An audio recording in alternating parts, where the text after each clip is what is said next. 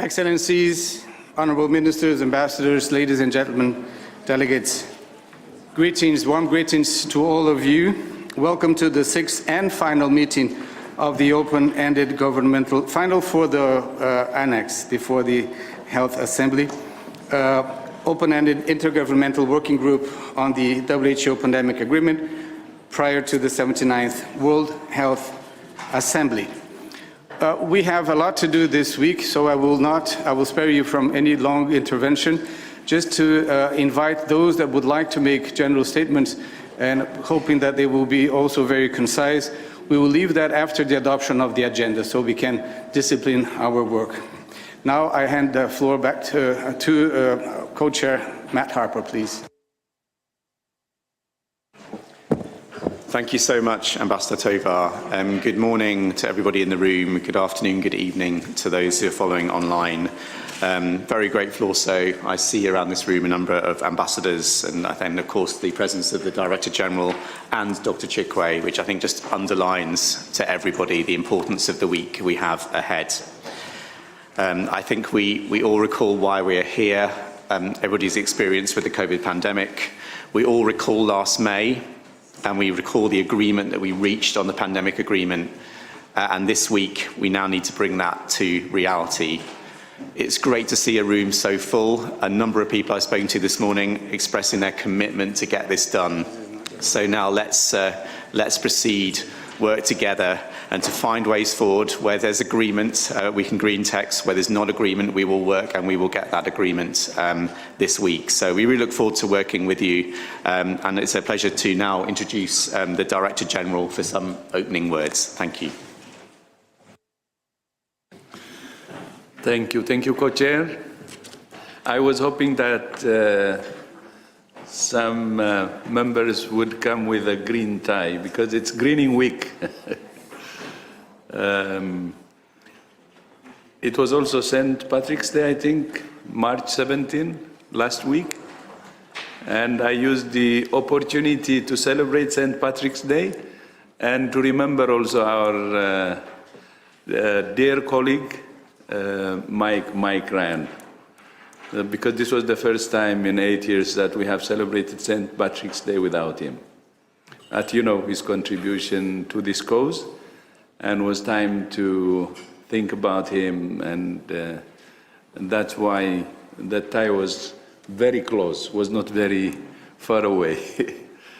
So happy with St. Patrick's Day for last week already, 6 days I think, and I hope this will be a greening week, and I hope many more of you will come up with a green tie or green scarf. So going to my speech, co-chairs, Ambassador Tovar, Mr. Harper, sounds weird, and vice chairs, Ambassador Dlamini, Dr. Hanan, Ms. Haywood, and Dr. Viroj, Excellencies, dear colleagues and friends. Welcome back for what we all hope will be the final meeting of the IGWG before the 79th World Health Assembly. Next Monday will mark 5 years since the publication of the op-ed co-authored by me and 27 heads of state and government calling for an international treaty on pandemic preparedness. 5 years ago, we began a journey, and now we can see the destination. We're so close, but of course, we're not there yet. I was reflecting on where we were a year ago. We were here in this room for many late nights while negotiators worked to agree on Article 12 of the WHO Pandemic Agreement. While the IMB worked, the 78th World Health Assembly was approaching, and there were some who doubted that an agreement could be reached in time because the positions were perceived to be too far apart. And I hope you remember that. But it's you, the negotiators, who dedicated the past almost 5 years to this process, that made the WHO pandemic agreement a reality last year. The situation now is similar, but I'm confident that the outcome will be the same. I believe that you will reach agreement on the PABS annex in the coming days. The PABS annex will operationalize key elements of the pandemic agreement: the rapid and timely sharing of pathogen information and the timely and equitable sharing of benefits, as you call them, the two pillars of the PABS agreement. We must get this done. The next pandemic will not wait. The conflict in the Middle East and crisis elsewhere in our world are reminders that health emergencies can erupt suddenly and affect multiple countries, increasing the risk of disease outbreaks. A commitment to upholding international law, multilateral solutions, and strong international collaboration to share threats has never been more needed. Right now, this week is the best chance, and probably the only chance, to secure an outcome on PABS. All delegations need to ask themselves, can I live with this? You must also ask whether this text will solve the problems we faced during the COVID-19 pandemic. Will it deliver timely and equitable access to pathogens and benefits? If there are parts of the text where the answer is no, you must ask yourselves what needs to change and how you can bring others with you on that change across regions and groups. Now is the time to bring solutions, not to reinsert texts that will not help to build consensus. There is a dangerous temptation to think more time might mean a better outcome. We must be realistic. More time will not change fundamental positions, and it will not enable every detail of the PABS system to be set in stone in the treaty. More time would mean trying to continue negotiations in an increasingly unfavorable climate. This will get harder, not easier. We need to do everything in our collective power to finalize the annex so we do not waste the last 4.5 years of lessons learning and consensus finding. If we don't, we're left with the status quo. No PABS system and a pandemic agreement that exists only on paper. Your work this week will determine the future of the WHO pandemic agreement. Will it move to signature and ratification, or will it remain an aspiration that doesn't see the light of day ahead of the next big disease threat? You hold the answer in your hands. I have heard some of you say that Article 12 and PABS Annex are the heart of the WHO agreement. Now is your opportunity to bring a bit to that heart and bring it to life. Thank you for your continued commitment to fulfilling the promise of the WHO pandemic agreement. Excellencies, colleagues, believe in the power of trust. Trust in one another and in our institutions, and in our ability to transcend differences for the common public good, for solidarity, and for equity. I thank you, and Co-Chair, back to you. Thank you very much, Dr. Tedros. I think we all need some encouragement, and you and your experience. And thank you for mentioning Mike Ryan, who has inspired us in this journey for the common good, public health. We shall now move to the consideration of the agenda and the program of work. You will find the agenda in document A/IGWG/6/1. And I ask if the membership is ready to adopt the proposed agenda. There's no objection, so decided. The Bureau has consulted and drawn up the program of work for this meeting, which is available in document A/IGWG/6/2. And let me clarify that in terms of public webcasts for this session, I would like to highlight the following. Discussions on item 1, that is what we're doing now, opening the session and the adoption of the agenda and program of work, and then the report of the meeting and the closure would be publicly webcast. South Africa, you have the floor.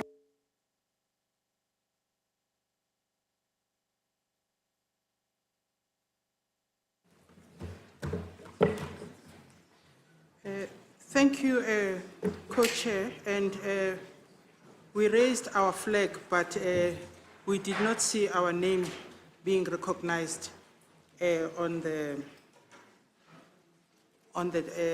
desk there. We wanted to make some comments on consideration for the agenda, if we may be allowed. I know you have gavelled, but respectfully, we did raise, but it was not. Please continue. Thank you. So, Co-Chair, thank you very much for allowing me to speak. We welcome the opportunity to engage on the agenda item 2 on consideration for the agenda. It is our understanding as South Africa that our work should proceed based on the on-screen version dated 14th February. This document represents the hard-won convergence and the documented positions of member states who actively negotiated the text during the previous sessions. So we wanted clarity on exactly which document are we going to be working on. The version that came out of the 14th of February discussions, or the document that was circulated on the 9th of March, which is a draft Bureau's proposal. Thank you, Co-Chair. Thank you. Namibia, please. Thank you very much. Thank you for the opportunity. We would like to support South Africa in their statement because, as mentioned, the text is not a clear reflection of the position that we all left this room in. And we would also like to revert to the previous text, which we had on screen, because the current text as it stands is in contravention of a number of Namibian laws. Thank you. Thank you. Nigeria, please. Thank you, Chair. Nigeria supports South Africa's understanding that agenda item 2 refers to the IGWG 5 on-screen text and requests that this be confirmed by the co-chair before the agenda is adopted. Thank you. Angola. Thank you, Co-Chair. Just to say that Angola support the position of South Africa and Namibia, and will consider all of steps that South Africa and Namibia will take. Thank you. Uganda. Thank you, Co-Chair. Just to request your guidance on the question that South Africa has raised to you. Thank you very much. Thank you. Right. Our agenda speaks on item, first, the opening of the session and adoption of the agenda. I think this is non-controversial, I hope, but please let me know if there's an objection to item 1. Item 2, draft PABS annex text. This is our agenda item, the most important agenda item. So under agenda item 2, we will obviously proceed to use all of the contributions that have been put forward, including the on-screen text, but also the text that was mandated to the Secretariat and the Bureau.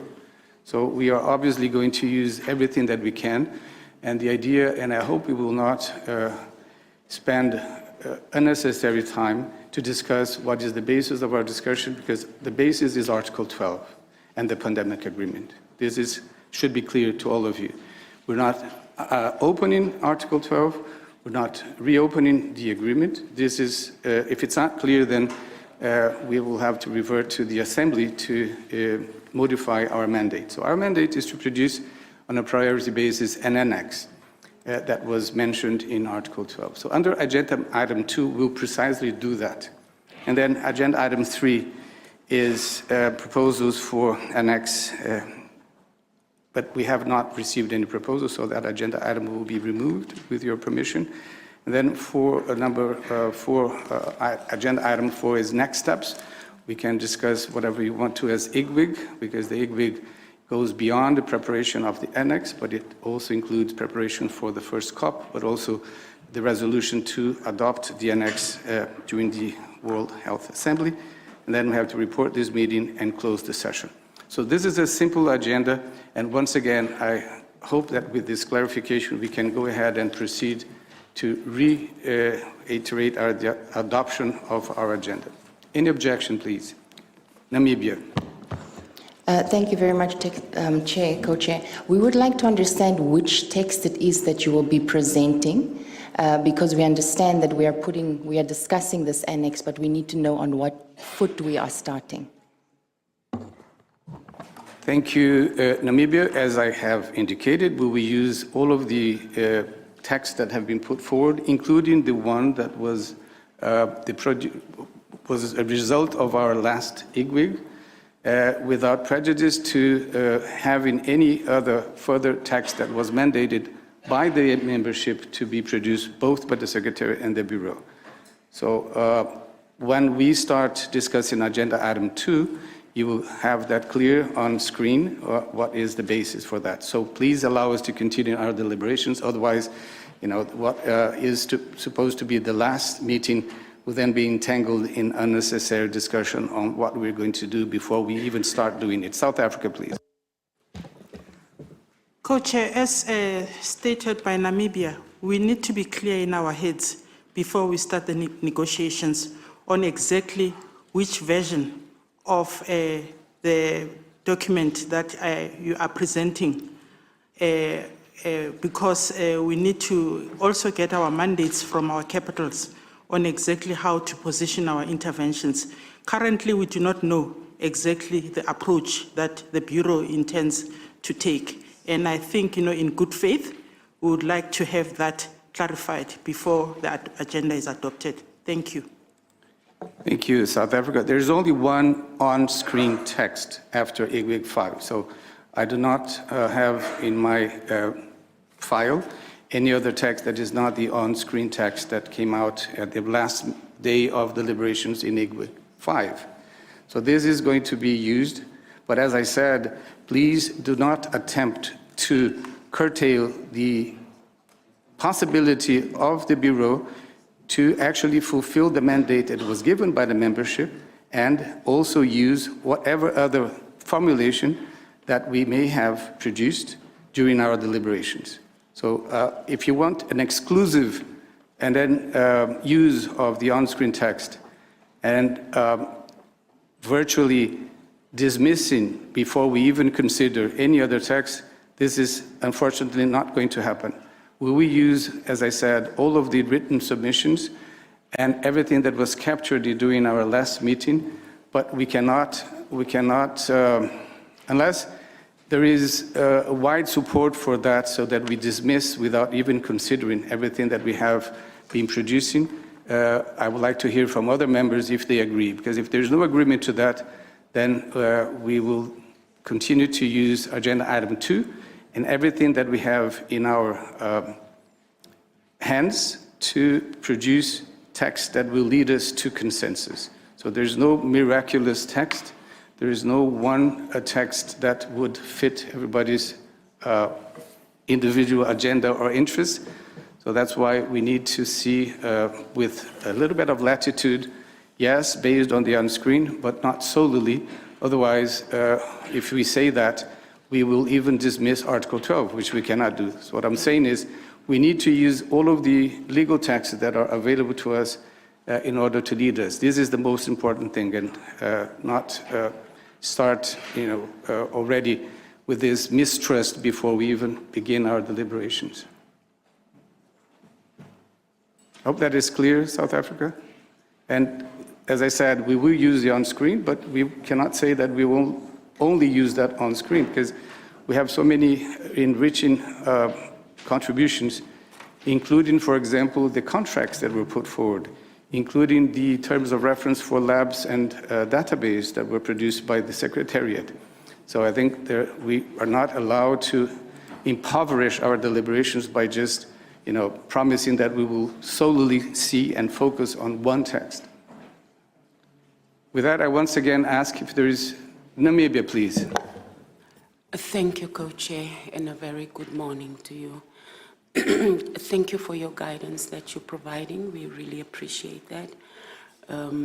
We are really concerned with the response that you're giving, whilst we appreciate that you're giving guidance. Unfortunately, we had our African regional ambassadors briefing this morning. A number of countries have expressed their concerns, and the directives that we have received as a conclusion from that meeting from our political heads is that we do not have enough time to consult our capitals, and we would like to then reconsider IGWG 5 text. I think we may need to take a minute to reflect on this and see how we're going to take it forward, because this is a directive that we also received from the African group this morning. Thank you. Thank you very much, Namibia, for clarifying that. Yes, the intent of the Bureau is not to dismiss any decision that was taken by any group or any delegation, in fact. We are here to listen to your concerns. But legally speaking and objectively, if we adopt an agenda that speaks of a draft annex text, then when we start and open that discussion in a closed session, then we can maybe, with your permission, see how best to lead us into that discussion, using whatever text that we might think that is useful, including, obviously, anything that you may still have to put forward. What I'm trying to get agreement here is that this week, our agenda will include, among other items, the discussion of a draft PABS annex text. This is the only thing we're asking. When we open that for discussion, then we can maybe resume and then make sure that, and reassure those that are beforehand anxious to see what will be the avenue used for that. The avenue is whatever avenue the membership decides. The membership had very enriching contributions. Some of them were captured already in color yellow, not a lot, and some on green. So we will see whatever we do, but we need an agenda item that speaks of that. Otherwise, we're not allowed to speak on draft annex text. This is a simple request that I make to you. And from the legal standpoint, there is no difference which text you use, if you don't use any text at all, provided that you still discuss draft PABS annex text as indicated in agenda item 2. Uganda, please. Thank you very much. I think Uganda took the floor earlier to request you to address the question of South Africa. And I see that you do address the question of South Africa. I think just to respond objectively, when we say that agenda item 2 will discuss the text, and then with due respect, Co-Chair, and you say whatever text is available, I think that's where the question of South Africa is, and Namibia. Because, maybe if I can finish this, I still have some time. Because prior to this session, we had the benefit of looking at other text, and I think that's where the question really is. So probably let us address that, because I see us having more flags going up, and that takes time, really. Thank you very much. Thank you, Uganda. Uganda, to be very clear, and maybe seeking the help of others as well, as I have said, will we use the on-screen text that came out of IGWG 5? There's no doubt about that. But to be very objective, this membership, at the end of IGWG 5, if you look in the report, requested the Bureau to produce draft texts. So when we open the agenda, and if the Africa group or any other delegation would like to say, we would like to dismiss the text, we don't want to spend any time, we would not like to see this text that was asked by the membership to be produced. If there is agreement and consensus, we were forced to do this, you see, and we will proceed to discussing any other thing. The same goes for the papers prepared by the Secretariat and circulated, if that was mandated by the membership. If there is a decision by the membership not to use any of that text as an additional text to the on-screen, then we'll have to abide by that, you see. All of these will have to take place under Agenda Item 2. At this stage, in this open session, I'm trying to reach a consensus on the need for an agenda that will say draft PABS annex. Central African Republic, please.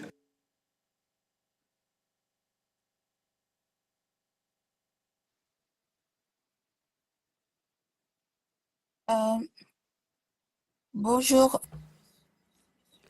Thank you, Co-Chair, and a very good morning, everybody. The Central African Republic delegation supports the request that has been made by South Africa, supported by Namibia, Angola, and other delegations who are asking for the IGWG 5 text to be the basis for the continuing negotiation, because that was the last text that we looked at, that was drawn up by member states, and we need to continue with that text. Continuing with the text that you have suggested, that we haven't had the chance to discuss fully with Capital, would actually lead to us wasting time, because that text doesn't include all of the elements that we had suggested for negotiation with member states.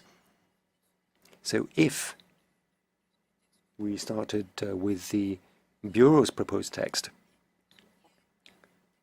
then everything that we had in the IGWG 5 text, we would have to suggest again, and that would actually waste a lot of time and would take us backwards. So strategically, and in order to save time, it would be best to go back to the text, the on-screen text at the end of IGWG 5. Thank you, Co-Chair, for allowing me to take the floor once again.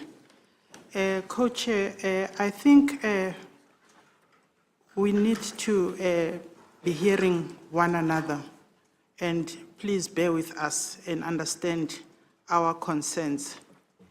Earlier on, Co-Chair, you did indicate that we are going to be discussing any document that may be related to PABS.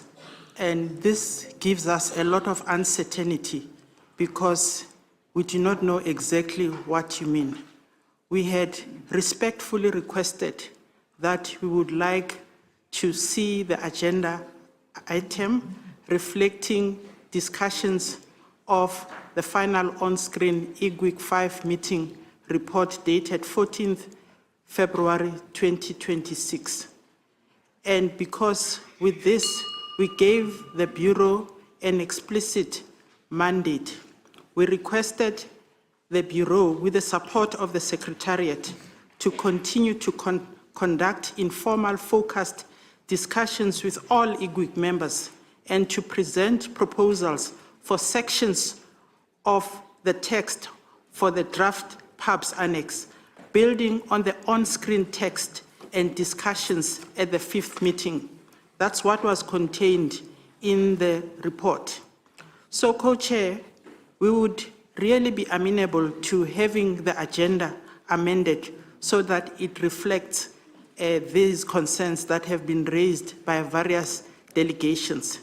We just want to remind ourselves that it is important for a treaty to be durable and legally sound, that the process of its creation must adhere to established norms of international law, specifically the Vienna Convention on the Law of Treaties. And I will not go through that. We can all familiarize ourselves. And in every major multilateral forum, from the UN General Assembly to the various corps, the on-screen text represents the only legitimate record of progress. And to ignore the 14th of February text is to ignore the collective will of the delegations that were present at IGWG 5. And that's all that we are trying to advance, Honorable Co-Chair, and we hope that you bear with us. Thank you. Thank you very much to the distinguished delegate of South Africa. I'll try once again. We will do as we have done in the past, use the on-screen text. That's the basis. Onward, we always use the latest text.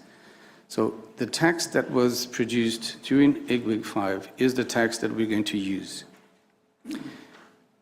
I've tried to explain that we have already, from the membership, some other inputs. Again, if the membership decides that those inputs are not going to be useful, then it's a decision by the membership. That decision should be taken under agenda item 2. For that, what I'm asking now is to have an agenda item 2, so that we can have a program of work also attached to that agenda and start our deliberations. So I'm trying to be as clear as possible. So we will not dismiss IGWG 5 on-screen text. We will use that. But if I say that we will only use that, then I will be failing as a bureau. And I'll also be failing as a person together with the entire membership to see where there's some light. The light may come from whatever source. For example, if we find that PIP framework has some light for us, we will then proceed to examining that. I'm just trying to be very objective. So this attempt to say that we will exclusively, solely concentrate on one text is unfortunately not what we have been doing in the past. But again, we're prepared to follow the membership. But after we adopt the agenda. Mexico, please. Muchas gracias. Thank you very much, Co-Chair. Mexico's position has been very clear since the outset. We came in here to try to promote and protect the interests of global public goods, of public health, which, as a result of the solidarity and capacity to collaborate, will protect everybody at the same time.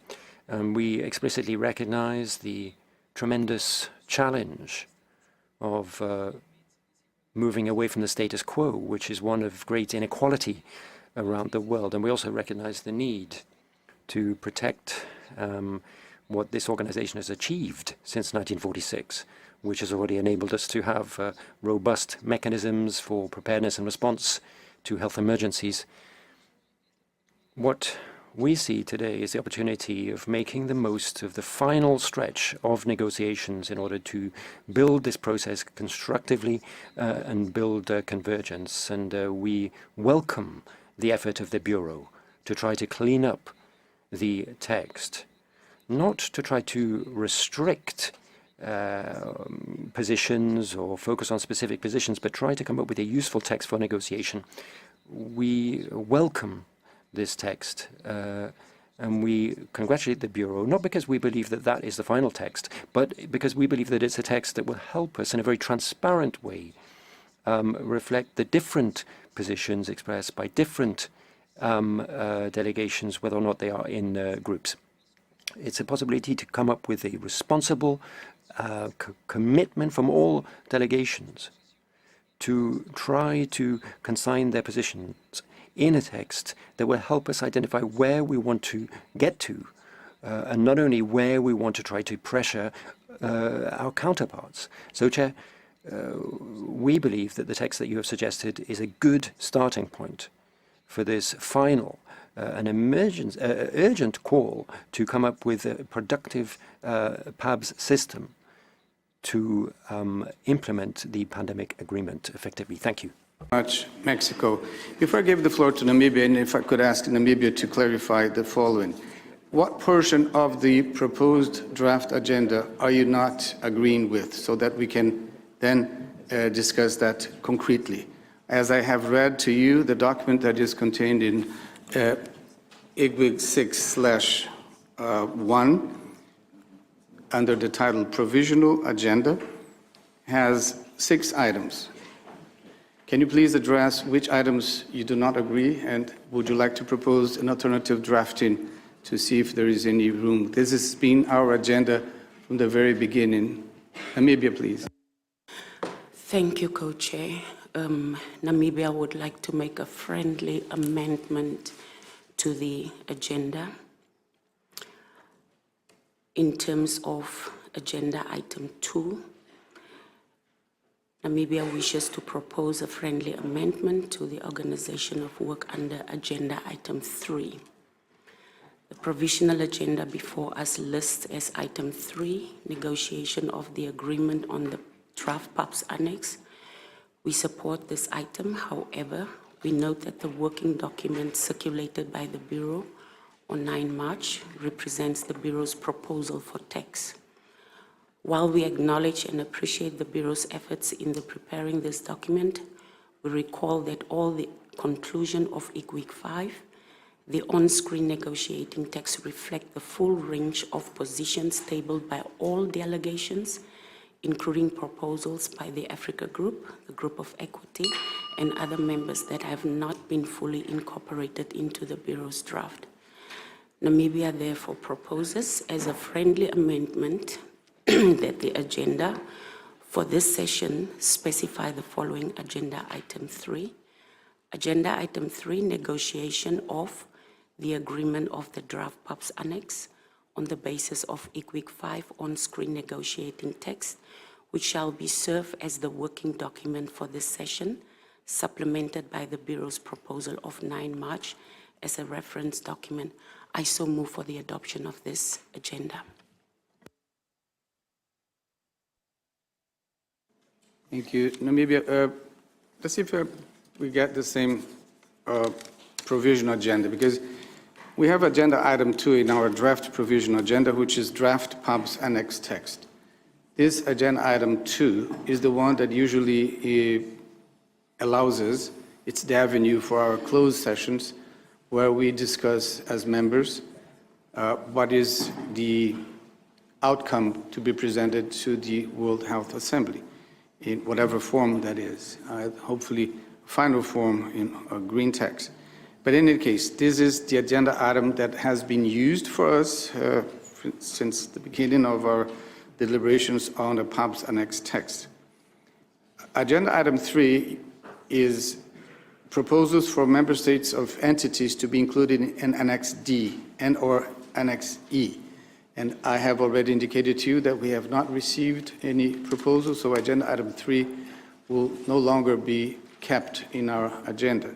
So from 6 items, we will be then having 5. Can you clarify which is the amendment to which item you are actually proposing, please?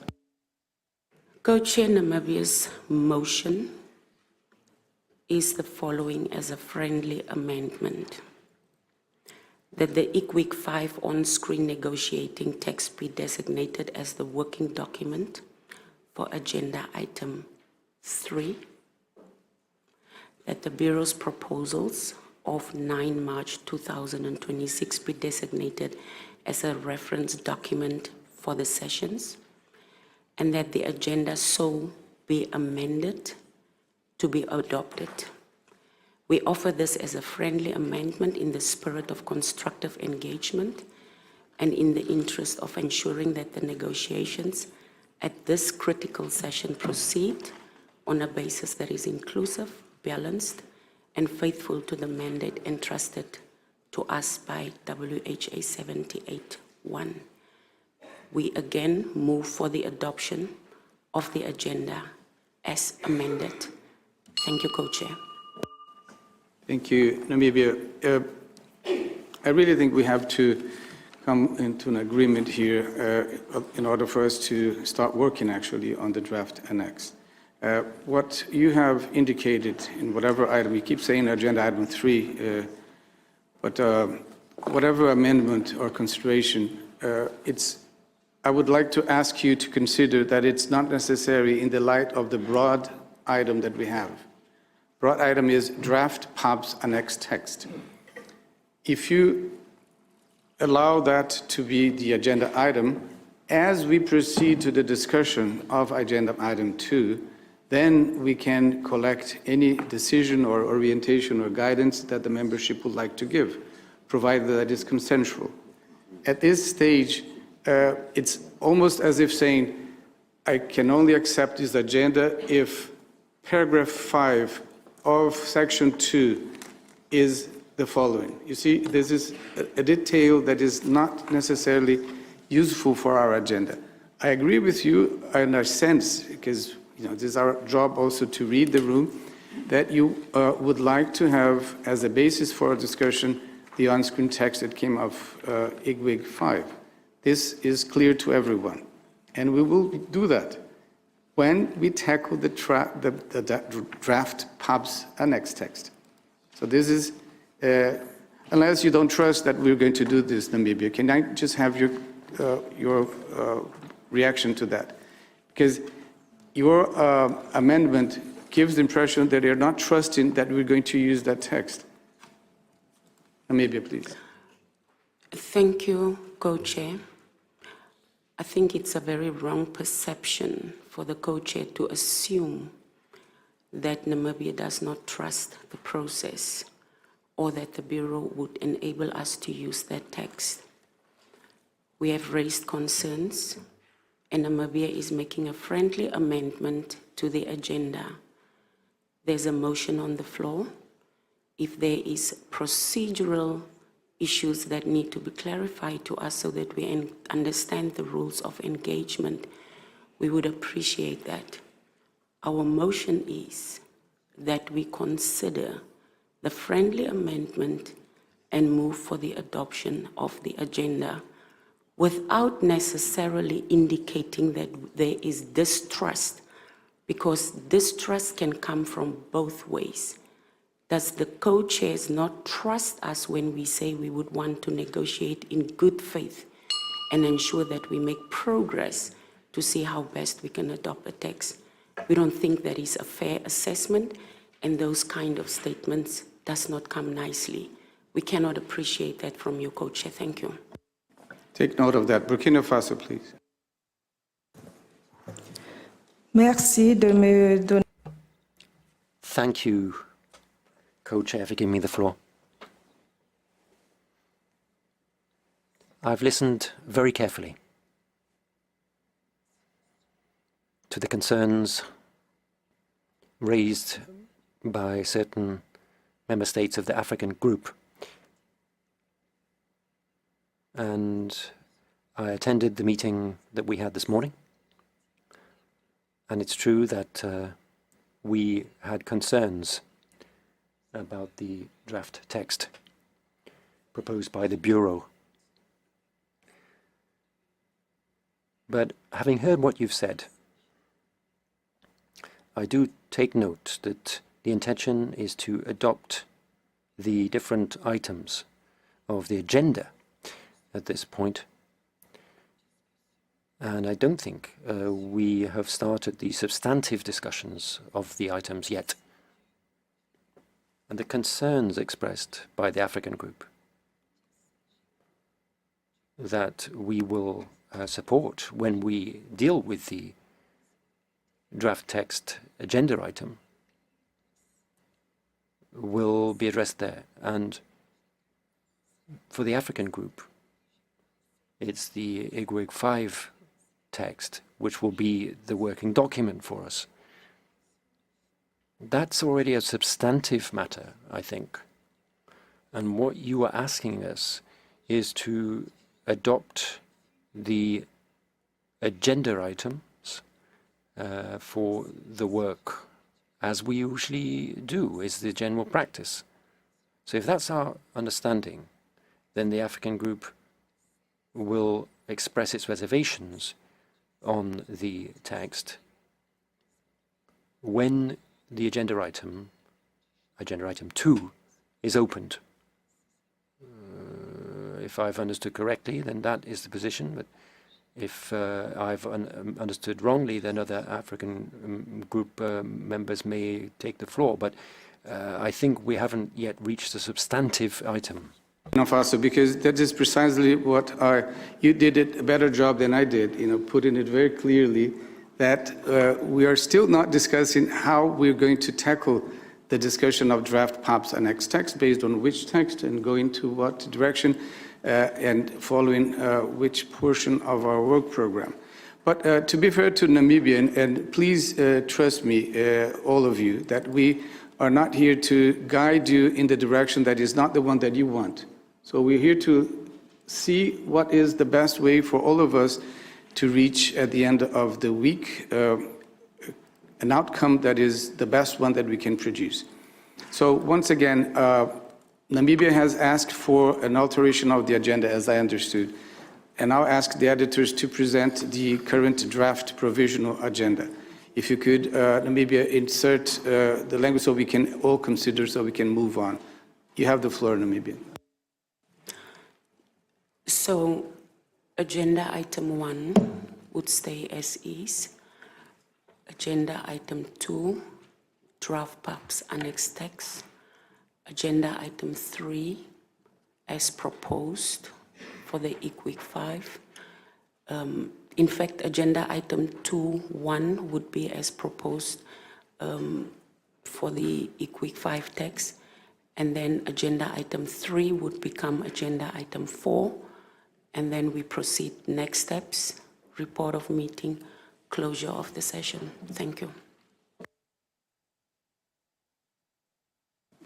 Thank you, Namibia. Waiting for the text to return to the screen so we can take a decision on the agenda, please, editors.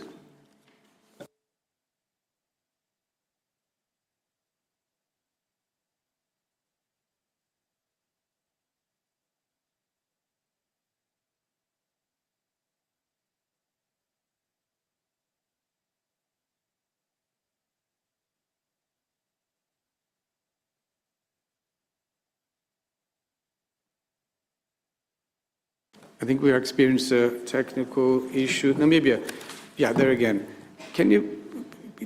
Would you mind just reiterating what you have proposed? Because as we have indicated, agenda item 3 will then disappear. And then can you please once again indicate the alterations that you would like to propose for consideration of the membership, please? Agenda item 3 does not disappear. The only amendment that we want is the friendly amendment that we have proposed in terms of the IGWG 5 text. So agenda item 3 will still remain part of the agenda. I hope that's clear. Thank you. Can you repeat then so the editor can capture? So we need to really adopt an agenda, otherwise we cannot work. And so if you're trying to maintain the proposals of entities to be included in Annex D and E, that is agenda item 3, and following your proposal that would stay, can you dictate the continuation following your amendment, please? So the friendly amendment would be that as part of the agenda, you put under draft PABS annex text, IGWG 5 on-screen negotiating text be designated as the working document for the agenda. I was considering to have it as agenda item 3 and have agenda item 3 as agenda item 4. But seeing that they are intertwined, that would then be the draft PABS annex text for consideration. And as indicated, the Bureau's proposal on 9 March be designated as a reference document for the session. So under agenda item 2, you would have those A, IGWG 5 on screen, and B, the Bureau's proposal of 9 March. And then the rest flows as is. I so submit. Thank you very much, Namibia.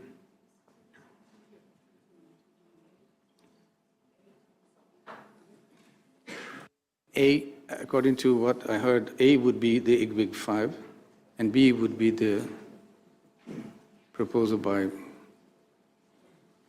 the Bureau.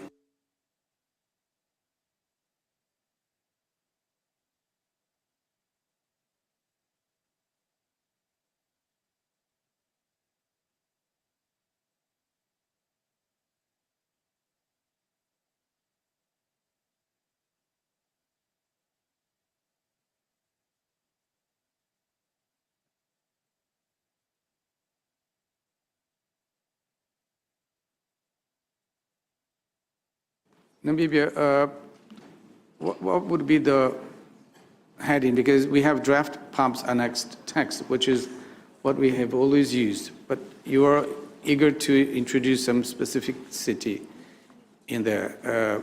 Is it as summarized and projected by the editor? Does that fulfill your friendly amendment? Namibia, please.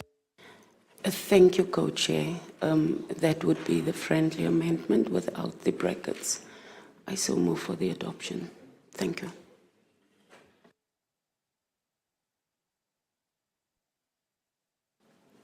Is there any delegation that would like to react, or shall we adopt the agenda as amended?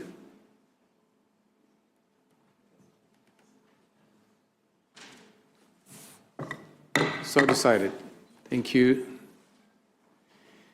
And then, with your permission, we will proceed to adopting the program of work as contained in document A/IGWG/6/2, on the understanding that this program of work is indicative and may be subject to change during the meeting following our discussions, and these changes shall be communicated by the Bureau to the membership. Any delegation wishing to speak about the program of work? I see none. Program of work is so adopted. I now hand the floor to Co-Chair Harper to give some details on the timetable. Thank you very much, Ambassador Tovar. So on the timetable, the Bureau is proposing the working hours as reflected in the programme of work. We will be using the traffic light system to keep time. I would like to remain that delegates should deliver their speech at a moderate speed that allows for its interpretation and ensures their message is conveyed clearly and accurately. As a guide, please take into account that a 2-minute speech is about 240 words. Proposed speaking times are regional or group statements 4 minutes, national statements 2 minutes, relevant stakeholders 2 minutes. In the interest of time, delegations are encouraged to provide regional and group statements if necessary to take the floor at the opening, which we'll open the floor for very shortly, noting that delegations will have further opportunity to speak in the closed sessions. Delegates participating virtually are reminded that in order to ensure appropriate sound quality for the benefit of participants and interpreters alike, proper equipment and connection must be used. The minimum requirements for remote participants are USB-connected, unidirectional microphone, headphones, a strong and stable internet connection, and a quiet location. Please be advised that where sound quality does not allow for reliable interpretation or poses a risk to the interpreter's auditory health, they will suspend service. Kindly send your statements in advance to interpret@who.int. Does the meeting agree to proceed in this manner? Wait, Namibia. Sorry, Namibia. Sorry, Co-Chair, this was an end for the previous item on program of work. I just wanted to get clarity that the amendments would apply to the program of work as well, and we don't have a problem to proceed as it has been introduced by your Co-Chair. Thank you. Yeah, with your permission, Co-Chair, because that was item that I was drafting. Thank you for pointing that out, Namibia. According to our program of work, we only speak of sections of the text. I think both the on-screen text and whatever other text that was produced by the Bureau, and including the one that was circulated on the 9th, they both all keep the same amount of sections, 1, 2, and 3. So when we say, for example, I'll give an example today, when we move to a closed session, and we will consider and discuss section 1, scope, objectives, and use of terms. So that by definition, we will then follow the agenda. But thank you for pointing that out. And I take that then we can continue to work with the work program as adopted. Thank you. Thanks, Ambassador Tova. So I think I see Namibia nodding. So we will, on that basis, I'm just going to make sure I will double gavel to make sure that it's correct. But on the timetable, I do see no objection. So that is therefore agreed. So that concludes our consideration of agenda item 1, but we're now going to have an open session, which is, of course, if delegations would like to make an opening statement, and of course to hear from our relevant stakeholders, who I want to acknowledge their presence in this room and online, and of course all of their work throughout this process, which is greatly appreciated. Also a reminder, given time constraints, that any written statements by the relevant stakeholders can be sent to the Secretariat so they can be posted on the website for the reference of IGWG members. So with that, and just obviously recognising the important discussion we've had on the agenda, but of course with all of this, our aim is to bring convergence. Our aim is to work to consensus, to get to that green that the Director General has talked about earlier. And let's work together to make our way through what our differences, but also to find solutions and outcomes, which I know every single person and every single delegation in this room is committed to. So with that, I will open the floor firstly for any opening statements, either from regions or member states who wish to make them. And then I'll pass to the relevant stakeholders.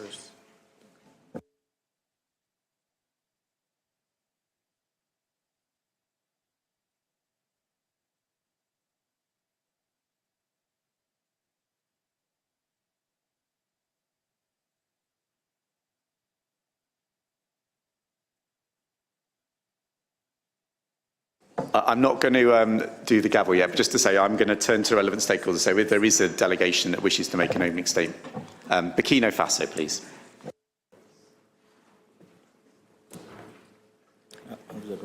Merci, Monsieur le... Thank you very much, Co-Chair, for giving me the floor. Excellencies, I would like to make this statement on behalf of the African Group, as well as Egypt, Sudan, Libya, and Somalia. At the outset, the African Group would like to reaffirm its continued commitment to the negotiations on the PABS annex, which is a key pillar of the pandemic agreement and an essential element to operationalise a system for pandemic preparedness and response. With regard to the draft text of the Bureau, the African text takes note of the current text, which has been disseminated for IGWG 6, but we would like to express serious concerns and our uneasiness over the Bureau's current text. From the African Group's point of view, the current draft text does not reflect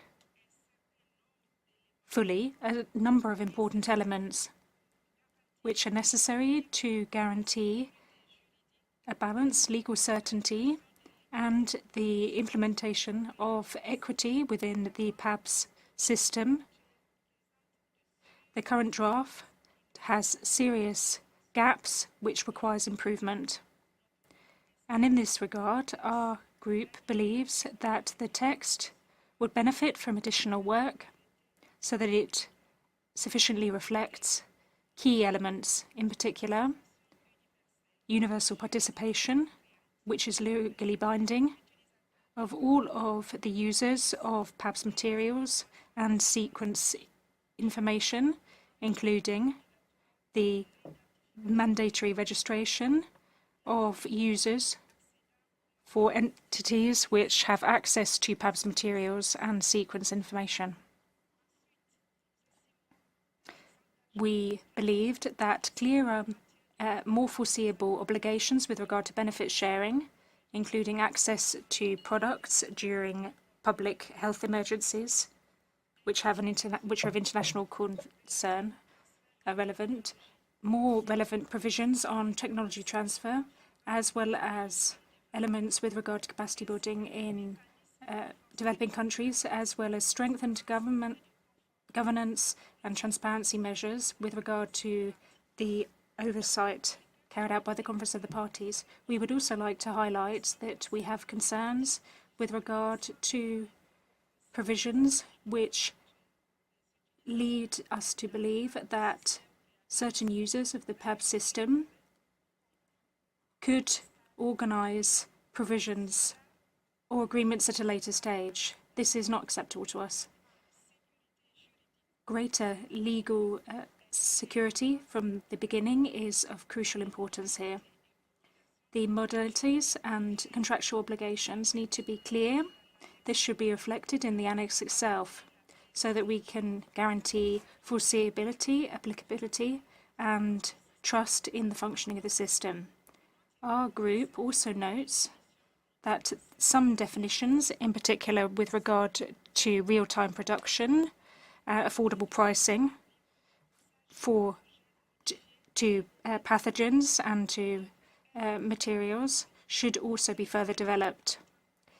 There are elements which were discussed previously on the role and function of the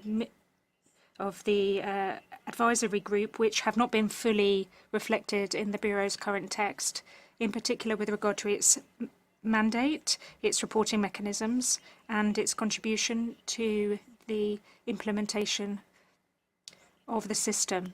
We believe that it's important that the annex should adequately protect the sovereign rights of states over their biological resources, while ensuring that the PABS system functions as a multilateral mechanism which is equitable and in which there is a sharing of pathogens and benefits which are done on an equitable basis.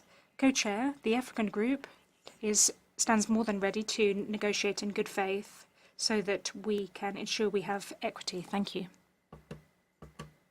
Thank you so much, Burkina Faso, on behalf of the Africa Group, and obviously all those issues you discussed, I know we're going to go through and look at as the week goes on. So thank you very much. Tunisia online, followed by Pakistan.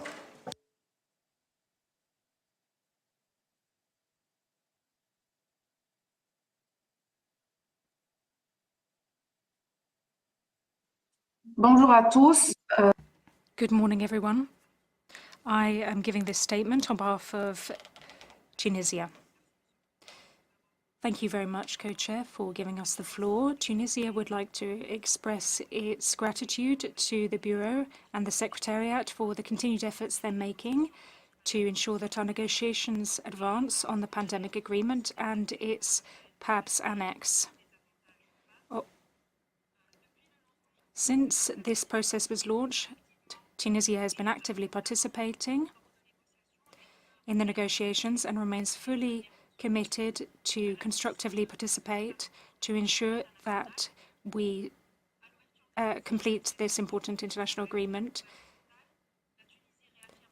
At this meeting, we reaffirm our commitment for an adoption of a PABS system which strengthens our preparedness for pandemics, while ensuring that there is equity between all states. We would like to highlight several principles which guide our national position.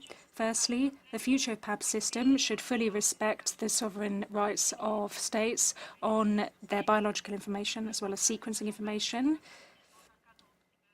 There should be a framework which strengthens national sovereignty while ensuring that there is effective international cooperation for international health. We believe that the credibility and durability of the PABS mechanism rests on benefit sharing, which is legally binding and equitable, which includes contributions from all entities which get benefits from access to materials and sequencing information. Thirdly, we attach particular importance to strengthening scientific research and innovation, ensuring that there is respect for intellectual property ensuring that we respect public health as well as technological development. The good functioning of the system will require technology transfer and benefit sharing, as well as developing capacities in order to allow all states to have industrial competencies in science and to be able to provide pandemic response. We think that transparency and accountability are essential for the success of the PABS system. Mechanisms ensuring the full traceability of PABS materials and sequencing information with binding verification mechanisms should be an essential element of this tool. We reaffirm that we will be actively contributing in a consensual manner in this process so that we can strengthen the WHO.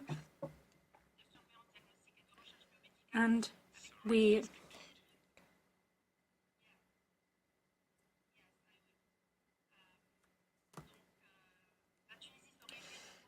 Tunisia welcomes the fact that we will be continuing to work on this with all member states so that we can have an operational PABS annex.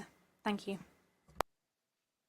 Thanks so much, Tunisia. I'm just very aware we've got quite a long list of relevant stakeholders also wishing to take the floor, and we also need to get on with the negotiations that we have to do this week. So thank you so much. Pakistan, please, followed by Nigeria, and just request, please, all to just look at the clock and try and keep to time. Thank you. Thank you very much. Good morning, colleagues. We thank the Bureau for its efforts in preparing the documentation for this session. We also thank those countries that used the intersessional period to convene meetings and exchanges aimed at finding common ground on outstanding issues. We also express our sincere appreciation to civil society organizations for their relentless advocacy and steadfast support in keeping equity at the heart of this process. Co-Chair, we have carefully reviewed the Bureau's text for the PABS annex from 9 March. While there are limited areas of movement, the text continues to fall short on issues that are central to the credibility and effectiveness of the system. The imbalance in the text remains evident. Obligations on access are framed with clarity and precision, including continuous and timely sharing. In contrast, benefit sharing remains weak, vaguely articulated, and dependent on best endeavor language. This is neither acceptable nor sustainable. We also question how any system can ensure compliance and accountability if users are not subject to robust registration requirements and may effectively remain anonymous.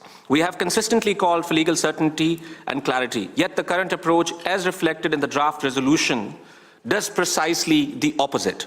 Key elements, including the terms and conditions of databases, lab networks, and most critically, legally binding contracts, are being pushed to future processes. Deferring these elements is not a technical issue. It strikes at the heart of the system and creates serious uncertainty about how it will operate, how obligations will attach, and how compliance will be ensured. Legal uncertainty, Chair, cannot be the basis of a meaningful and operational instrument, particularly as governments may consider ratification. Equally, we cannot subscribe to the notion that this annex must be concluded simply to manufacture a multilateral success. The PABS annex must not be turned into a face-saving exercise for a strained multilateral system. A weak or unbalanced outcome will not strengthen the system, it will undermine it. Co-Chair, equitable access to VTDs remain essential. However, equity cannot be confined to downstream distribution alone. It must be reflected in concrete and enforceable benefit sharing measures, including non-exclusive licensing, technology transfer, and support for regional and local manufacturing capacities. The lessons of the last pandemic are clear. Without structural corrections, developing countries will once again remain dependent with delayed and unequal access to VTDs. Co-Chair, trust is the currency of this negotiation. If outcome remains imbalanced, weakly defined, or deferred, confidence in the process will erode further. Pakistan will continue to engage constructively. However, our constructive engagement cannot be equated with acceptance of ambiguity or imbalance. We remain committed to a system that is fair, enforceable, and grounded in genuine equity. Let us ensure that this process delivers substance, not merely symbolism. Thank you. Thanks so much, Pakistan. I think it's, sorry, is there something in the way of the screen, but I think it's Nigeria, followed by European Union. Nigeria aligns with the statement delivered by Burkina Faso on behalf of the African Group and thanks the Bureau for its responsiveness in agreeing to work with the IGWG 5 on-screen text of February 14, 2026. We acknowledge that the decision as an important signal of good faith, and we reciprocate that good faith fully. We enter this session under a clear and time-bound mandate to finalize an annex that operationalizes equity in pandemic prevention, preparedness, and response. Nigeria is here to do exactly that. We are not here to block, we are not here to delay, we are here to conclude and to conclude correctly. Chair, the IGW 5 text is bracketed. It is contested. It reflects genuine disagreement between delegations on fundamental questions about sovereignty, about binding obligations, about who bears the cost of pandemic equity and who receives its benefits. That disagreement is real, and this session must resolve its honesty rather than paper over it with language that creates appearances of agreement while delivering on none of its substance. Nigeria prioritizes entering some certain negotiations that are clear. The sovereignty safeguard must be preserved, binding and quantified commitment during public health emergency of international concern must be secured. The accountability framework for laboratory and sequence database must have legal teeth. Modified pathogens must be brought within the scope of PABS materials, and the technology transfer provision that directly enables African pharmaceutical manufacturing must be strengthened, not weakened. They are not negotiating positions we are holding lightly. They reflect the life experience of the continent that shared its biological resources in good faith during COVID-19 and received an equity in return. Chair, the communities watching this negotiation do not need an annex by me. They need an annex that works. Nigeria will engage extensively and constructively in every format that this session offers to find that outcome. But we say clearly, an agreement that can sacrifice equity for speed is not an agreement. Africa can be proud of, and it is not an agreement that will survive the test of the next pandemic. I thank you, Chair. Thanks so much, Nigeria. European Union, please, followed by Japan. Thank you, Co-Chair, and good morning to all colleagues. I deliver this statement on behalf of the European Union and its 27 member states. As we approach this final week of negotiations, we would first like to thank the Bureau, the Secretariat, the DG, and member states for their hard work and commitment to this process and to the negotiations.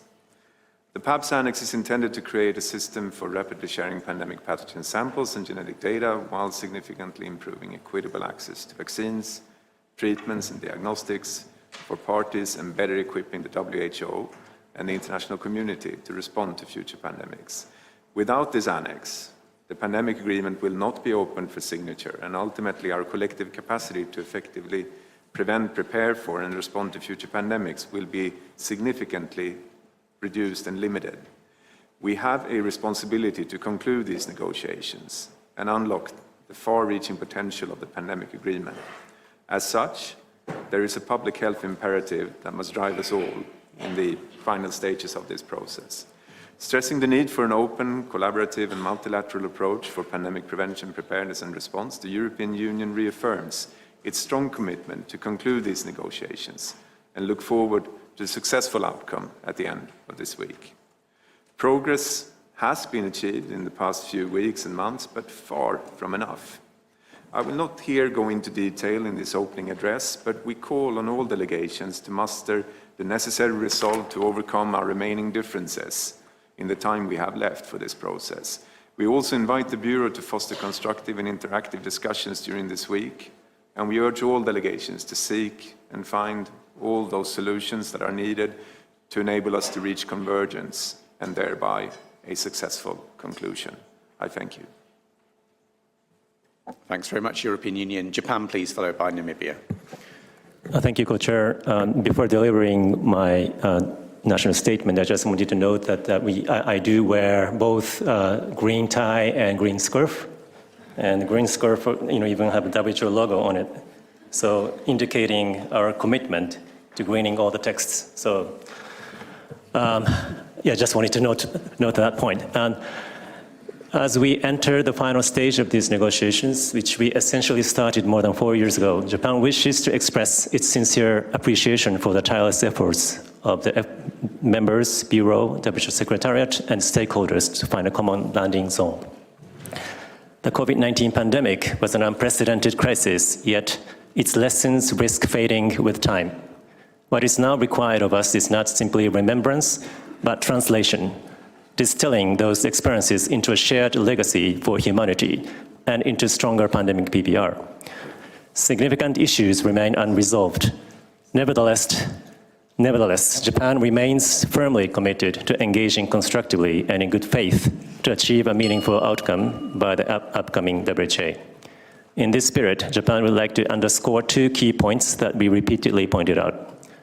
First, our task is to operationalize Article 12 of the Pandemic Agreement by developing a detailed and workable system. We are not here to create new obligations beyond what has already been agreed 1 year ago. Any arrangements under this annex must remain firmly within the scope of Article 12. Second, the PABS system must function in practice. This requires careful consideration of the operational capacity of stakeholders such as WHO, as well as appropriate and credible incentives for participating manufacturers. Without such pragmatic arrangement, the system risks failing at the moment it is needed most. In closing, Japan reiterates its deep appreciation for the efforts of the members, Bureau, WHO Secretariat, and all stakeholders.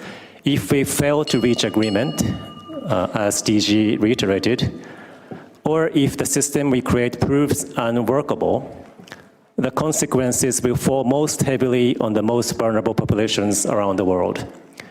For their sake and for future generations, Japan stands ready to work constructively with all of you to fulfill our mandate by May through greening all the texts. Thank you. Thank you, Mr. Co-Chair. Thank you so much, Japan. I think with colder weather returning, we may all need the scarf by the end of the week. But and I think your point about must work in practice. I mean, I think Nigeria said an annex that works. I mean, that's what we're all working to this week to achieve. Namibia, please, followed by Burkina Faso. Thank you, Co-Chair. Namibia speaks aligned with the African group. We welcome the decision to proceed on the basis of the IGWG 5 on-screen negotiating text. This preserves all delegations' proposals and ensures that the negotiations at this critical session begin from a position of balance and inclusivity. Our task is now clear. We must produce a PABS annex worthy of the pandemic agreement it serves, Article 31(2). Bars the agreement from opening for signature without this annex. The text we adopt will determine whether equity is enforceable or merely aspirational. Namibia's priorities are straightforward. The access and benefit sharing pillars must carry equivalent legal force. Specific fake set-aside percentages must be retained. The intellectual property prohibition must cover derivatives and modifications, not only materials in the form received. Standard contract terms must be agreed here, not deferred to the COP. Technology transfer must be mandatory during emergencies, not subject to mutual agreement. And monetary contributions require a specific formula, not an empty placeholder. We have the text, we have the proposals. What we need is the political will to close the gap between access obligations that said shall and benefit sharing provisions that say may. If that gap cannot be closed, at this session, Namibia supports extending the mandate to WHA 80 following WHA 7720 precedent. Charity is not equity. Namibia stands ready to negotiate for as long as it takes to get it right. We cannot adopt an annex at any cost, a pandemic agreement that asks provider countries to share their biological resources unconditionally. And finally, an annex that is worse than no annex is not an achievement.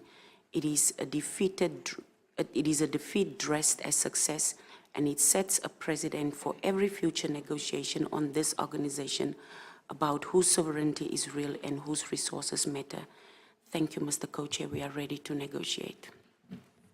Thanks so much, Namibia, and we look forward to working with you and all delegations to close those gaps, as I think you've said, and ensure that something is operational and works in practice. So thank you so much. Burkina Faso, please, followed by Indonesia. Merci, Monsieur le... Thank you very much, Co-Chair. I'm making this statement while fully aligning ourselves with the statement made by the African Group. Burkina Faso takes note of what the Bureau has brought forward, but we note that some revisions seem to ignore some of the concerns that we made at previous sessions. In this regard, there are 4 particular points which my delegation would like to bring forward: traceability, transparency, and responsibility of users who have access to materials, and PABS sequence info has to be guaranteed fully and unconditionally. Universally and legally binding obligations are essential. A system which is based on voluntary obligations, even if in part, will not ensure predictability or that we have safety in such a tool. Access to biological resources has to remain indissociable from mutual benefit sharing, especially for the benefit of provider countries. We also wish to reaffirm that PABS materials and sequence information must remain under the full sovereignty of states, and we call for the protection of traditional knowledge of local communities and their protection from any illicit use. There should be specific, standardized and executory contractual arrangements given the need to ensure credibility of the PABS system. The timetable related to the next WHA is indeed important, but modalities with regard to materials and sequence information should above all ensure the credibility of the system. We wish to reaffirm the fact that we remain committed to continue these negotiations in good faith so that we can ensure that we have a credible and balanced instrument which is a true demonstration of equity. Thank you. Thank you so much, Burkina Faso. I'm now going to pass to Indonesia, followed by South Africa. Thank you, Co-Chair. I have the honor to deliver this statement on behalf of the Group for Equity. We are deeply committed to getting this annex done. Our group has engaged constructively throughout this process, and we are here ready to continue the work. The draft Bureau text requires substantial strengthening, and we request to be given sufficient opportunity to address these matters. We trust all IGWG members are prepared also to engage constructively and in good faith if we are to arrive at a meaningful and equitable outcome. First, success and benefit sharing must be treated on an equal footing. Level of benefit sharing obligation must be proportionate to the level of access expected from the system. A system presented as an instrument of equity cannot rest primarily on aspirational language or uneven expectation. As such, we cannot also accept an approach that delinks success from benefit sharing. Second, the system must be safe, accountable, and transparent. It's difficult to see how terms and conditions can be meaningfully implemented, monitored, or enforced if users are permitted to remain anonymous. And this is not a peripheral concern. It goes directly to confidence in the system, including in relation to biosafety and biosecurity. Third, there must be sufficient clarity and legal certainty regarding legal obligation and contractual instruments binding users of the system, as well as the institutional architecture of the system, including WCLN and the PABS sequence databases. The access must encompass not only the provisions governing the PABS system, its modalities, legal nature, and terms and conditions, but also its operational dimension. Co-Chair, multilateralism is not simply about reaching an outcome. It is about producing an outcome that significantly changes the status quo. At times, multilateral outcomes may appear to show progress on paper, but underlying inequities remain insufficiently addressed. We are asking for a higher standard. We recognize the pressure of the timeline, but some of the sticky issues are not about time. but the willingness to find meaningful solution. The time pressure alone should not lead us toward weak design, diluted commitments, or lowered expectation. There may not be a single model that is ideal for everyone, but there are certainly choices before us that move us closer to equity and help us ensure that the next pandemic does not repeat the failures of the last. We believe the elements of such a system remain within reach if we are prepared to do the necessary work together and address the difficult issues directly now to ensure the annex is finalized in a comprehensive and effective manner. Let us build a system that is fair, equitable, and countries can actually trust, use, and sustain. We express our sincere appreciation to stakeholders for their important insights, relentless advocacy, and steadfast support in keeping equity at the heart of this process. Thank you. Thank you so much, Indonesia, on behalf of the Group for Equity. And yeah, those words about willingness to find a solution, do the necessary work now. And I know that's what all delegations want to do this week. So thank you. And on the stakeholders, thank you for your patience. We have the list here, but we'll hear from different delegations first. South Africa, please, followed by Angola. Co-chairs, Excellencies, South Africa aligns itself with the statement delivered on behalf of the Africa Group Plus by esteemed delegate of Burkina Faso and by Indonesia on behalf of the Group for Equity. We enter this final session of the IGWG with a clear mandate to ensure that the PABS Annex is not merely a symbolic addition to the pandemic agreement, but its operational heart. For South Africa, the success of this instrument will be measured by one standard and one standard only: the meaningful operationalization of equity. Co-chairs, whilst we acknowledge the Bureau's effort in drafting the text of the 9th of March, we must be frank. In its current form, the text does not provide the legal certainty or the balance required for a functional multilateral system. We are particularly concerned that critical proposals from countries of the Global South, including standardized, legally binding contracts, have been diluted into aspirational language or deferred to future meetings of the COP. Equity cannot be subject to availability or deferred to a later date. South Africa wishes to highlight 3 non-negotiable priorities for this session.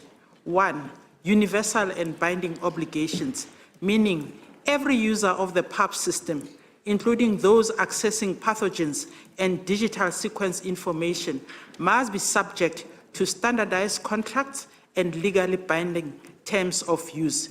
We must reject any anonymous access models that facilitate extractivism and undermine national sovereignty. Transparency is not a substitute for compliance. We require a system backed by audits and clear remedies. 2, predictable benefit sharing. We must secure concrete commitments, including the 20% set aside of pandemic-related health products, 10% free of charge, and 10% not-for-profit. This is a matter of survival for our region.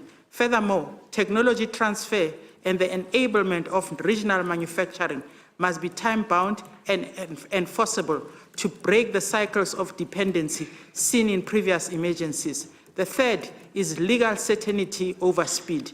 While we recognize the pressure of the timeline leading to the World Health Assembly 79, South Africa maintains that the quality of the instrument must take precedence over speed of its adoption.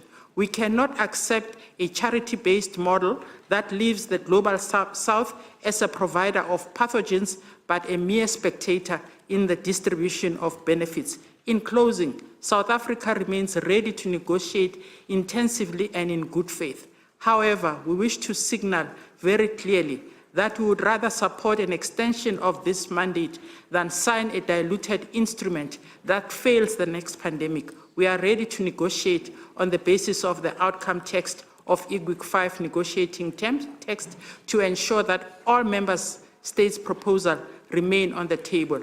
Let us build a system based on trust, sovereign rights, and enforceable equity. I thank you. Thanks so much, South Africa. And I think obviously you raise a number of important points we're going to discuss this week, including, of course, what goes to the COP, what doesn't, of course, the point that was also raised by Pakistan earlier. So thank you very much for all your points. Angola, please, followed by Dominican Republic. Thank you, Co-Chair. In interest of time, we will not make a statement, but Angola have decided to register that fully support the African Group statement and proposals that's presented by South Africa and Namibia. In this moment, our voice will be of South Africa and Namibia. If you are negotiating with South Africa and Namibia, you are negotiating with Angola. Obrigado.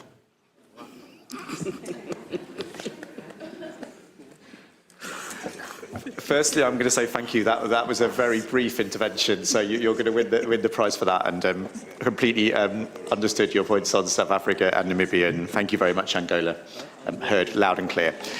Dominican Republic, please, followed by Central African Republic. Gracias, Co-Presidente. Thank you, Co-Chair. Co-Chairs, Excellencies, colleagues. At the outset, we wish to support the statement delivered by Indonesia on behalf of the Group for Equity. And we'd like to begin by expressing our sincere thanks to the Bureau for its tireless efforts throughout the process. We also recognize the efforts of the Secretariat for its technical support, which has been invaluable in helping us take well-informed decisions. The Bureau has provided a reference text, and we have 6 days for negotiations. We still have complex issues outstanding, but we do think we should be able to be in a position to conclude the process successfully with a final outcome that demonstrates to the world that the world can come together to rise to multilateral challenges, in particular in the public health field. We've faced this type of issue before with regard to the amendment of the IHR in 2024 and the pandemic agreement in 2025. And throughout the last few months, we've had the opportunity to meet formally and informally in an effort to identify ways of dealing with the challenges we face. We are making progress, and we sincerely hope, we are hopeful for the future. We remain optimistic, and we are ready to engage in this work in a constructive spirit in order to try to take into account others' perspectives, and it's vital that we achieve success. Thank you. Thanks so much, Dominican Republic. And I think whilst we absolutely need to recognise the differences and the challenges which have been spoken about, also just that reminder of hope and optimism as we go forward. And we need to hold all of those things. So thank you. Central African Republic, please, followed by China. Merci, Monsieur le Thank you, Co-Chair. The Central African Republic aligns itself with the statement delivered by the African Group in which to make the following comments in a national capacity. Since the outset of negotiations on the PABS annex, my delegation has defended a constant approach designed to guarantee equitable, rapid and effective access to vaccines, therapeutics and diagnostics, particularly in the context of public health emergencies. That's why Article 12 provides for the annex, the PABS annex, including the access and benefit sharing.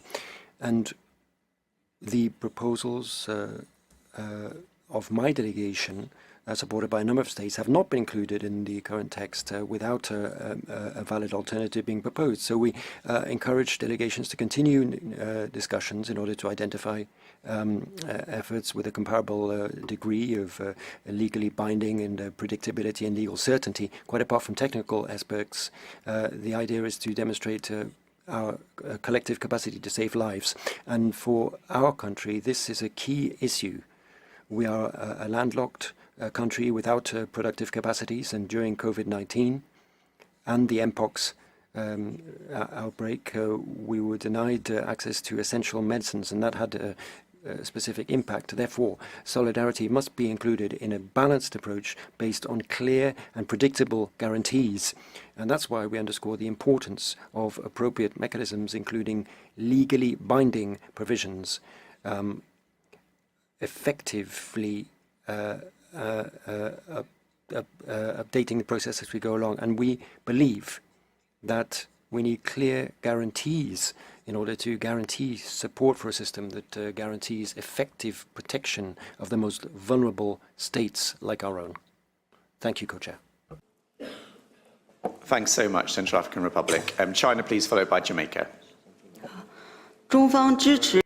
China supports Indonesia's intervention on behalf of the Group for Equity. We express our sincere appreciation to the Bureau for its unwavering efforts in advancing the negotiations on the PABS annex. The working group has been upholding the principles of effectiveness and pragmatism. It has engaged in extensive coordination with parties to address their concerns, thereby laying a solid foundation for constructive consultations. We fully share the concerns expressed in the African Group and Group for Equity that the current text does not adequately reflect developing countries' pursuit for equity. In particular, key provisions, especially those relating to the legally binding obligations of state parties, should be finalized by consensus at this session rather than deferred to future COPs. This is the only way that we can provide the legal certainty which is necessary for countries to proceed with ratification. Currently, negotiations entered a critical final stretch. China stands ready to continue its active engagement in the work of IGWG. We will do so in a pragmatic and cooperative spirit, focusing on key issues, consolidating consensus, and strengthening communication to advance negotiations towards a successful conclusion and fulfill our shared historic mission. Thank you, Co-Chair. Thank you so much, China. And I think when you echo the points made by many is on the sort of that something needs to be ratifiable. And clearly that's important as we take things forward and work on this text with that aim this week. Jamaica, please, followed by Bangladesh. Thank you, Co-Chair. On behalf of the government and the people of Jamaica, I take this opportunity to thank the Bureau for your guidance and leadership in this process. We also wish to acknowledge the work and contribution of the technical and legal experts from the WHO who have played a crucial role in providing the requisite guidance that has brought us to this stage of the negotiations. Co-chair, for developing countries like Jamaica, these negotiations are not an academic exercise, but they represent crucial efforts by our governments to ensure the finalization of a legal instrument that will provide a robust, realistic, and operationally sound blueprint for a safe, reliable, transparent, and equitable multilateral system that will allow our countries to navigate and effectively respond to future fix and pandemic emergency. For us, this is not about protecting economic interests, but it's about saving lives. Jamaica envisions the creation of an efficient and effective PABS system grounded in a framework of practicality, transparency, accountability, and the recognition of the sovereign right of states over their biological resources. To this end, we will insist on textual proposals that are in keeping with what was agreed in Chapter 12 of the Pandemic Agreement. In that regard, access to PABS material and sequence information must be linked to prospective users signing standard material transfer agreements. Additionally, user registration cannot be an option, but a prerequisite for access to PABS material, as this is the only practicable way to ensure all parties abide by their contractual obligations. Additionally, this will allow countries to trace the use of their biological resources and sequence information. Co-chair, we must stay true to what we agreed in the pandemic agreement, that the rapid and timely sharing of PABS material and sequence information must also be on equal footing as the rapid, timely, and equitable sharing of benefits. These are the pillars of the system. Benefit sharing cannot be optional. It is a necessary component for the system to work as envisioned, and the provisions must be as definitive, clear, consistent, and certain as those allowing for access. We are not daunted by the mission ahead as we continue with the negotiations this week. We are confident that humanity will be at the center of our deliberations. Thank you. Thank you so much, Jamaica, and for the reminder about the importance of course, as we all know and are committed to in terms of consistency with Article 12. Bangladesh, please, followed by Sri Lanka. Thank you, co-chairs. While aligning with the statement delivered by Indonesia on behalf of the Group for Equity, I am honored to deliver this statement on behalf of the IGWG members from the Southeast Asia region. Our group's commitment to completing this annex is unwavering. We have participated in good faith at every stage of this process, and we remain at the table ready, willing, and engaged. We have reviewed the Bureau's text carefully. While we acknowledge the efforts of the Bureau it represents, it falls short of what a genuinely equitable system requires. We call on all IGWG members to meet this moment with the seriousness it deserves. Allow me to briefly share what an adequate outcome must include. On access and benefit sharing, these two pillars must carry equal weightage. We cannot construct a system that demands openness from some while offering only aspirational commitments to others. Benefit sharing obligation must rise to meet the level of access the system expects. On accountability, allowing anonymity among users and onward transmission of pathogens and digital sequence information makes the system functionally impossible to monitor compliance, to enforce obligations, or to provide meaningful assurances around biosafety and biosecurity. On legal clarity, state parties need to know precisely what they are committing to.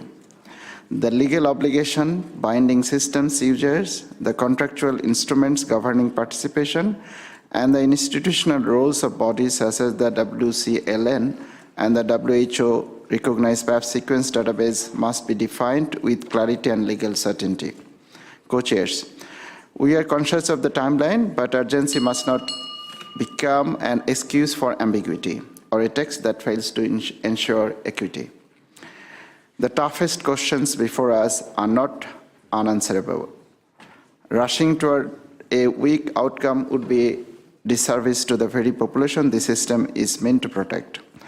We call on all IGWG members to work on an outcome that works for all and to build something countries can genuinely rely on, a system that is fair in design, transparent and accountable in nature, equitable in practice, and durable over time. Thank you.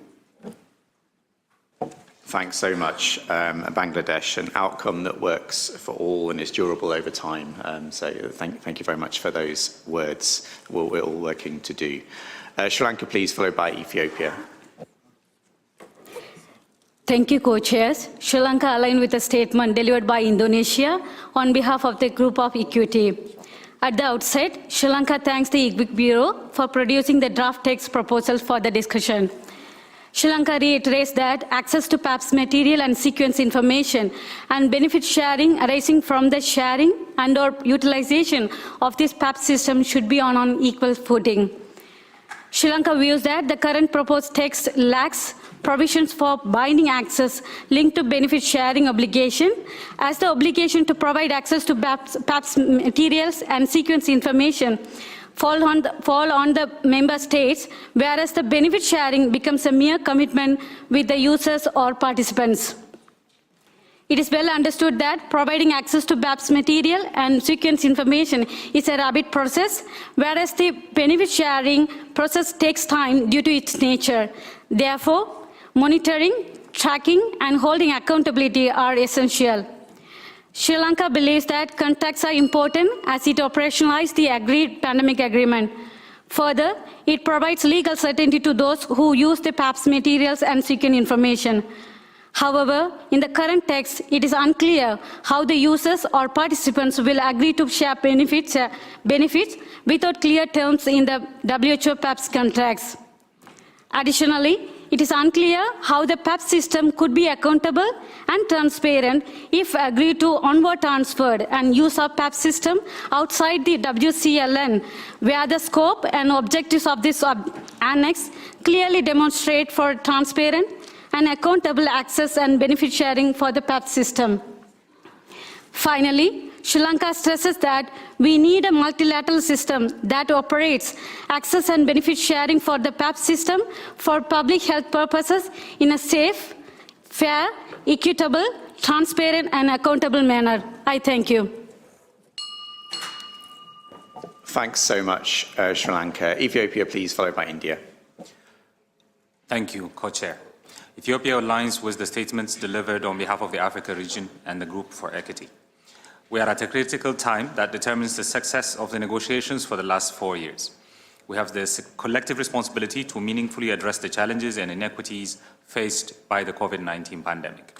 Co-Chair, while we have taken note of the Bureau's revised draft negotiating text and appreciate the Bureau's efforts to have outreach to different regions and cross-regional groups, Ethiopia is concerned that the draft text leaves the most critical elements that provide clarity and legal certainty for parliamentary ratification to a later date.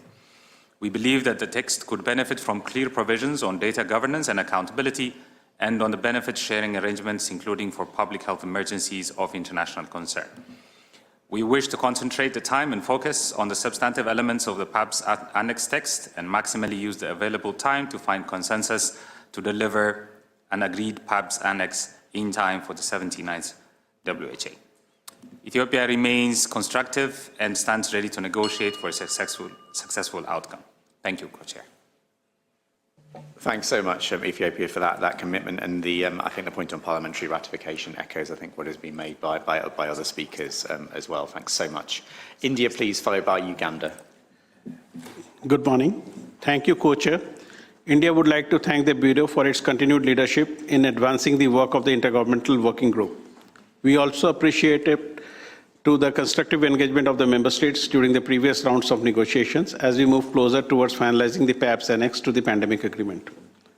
India aligns itself with the Group of Equity and the Southeast Asian region member states' statements delivered by Indonesia and Bangladesh. As we enter into this sixth round of negotiation, India reiterates its commitment to developing a balanced, equitable, transparent and operationally viable PABS system that strengthens the pandemic prevention, preparedness and response. India believes that the PABS system must ensure equitable access to pathogen and digital sequence informations while guaranteeing fair and predictable benefit sharing. Benefit sharing obligations should be clear, structured and legally binding rather than voluntary or aspirational, so as to build the trust and ensure fairness to all member states.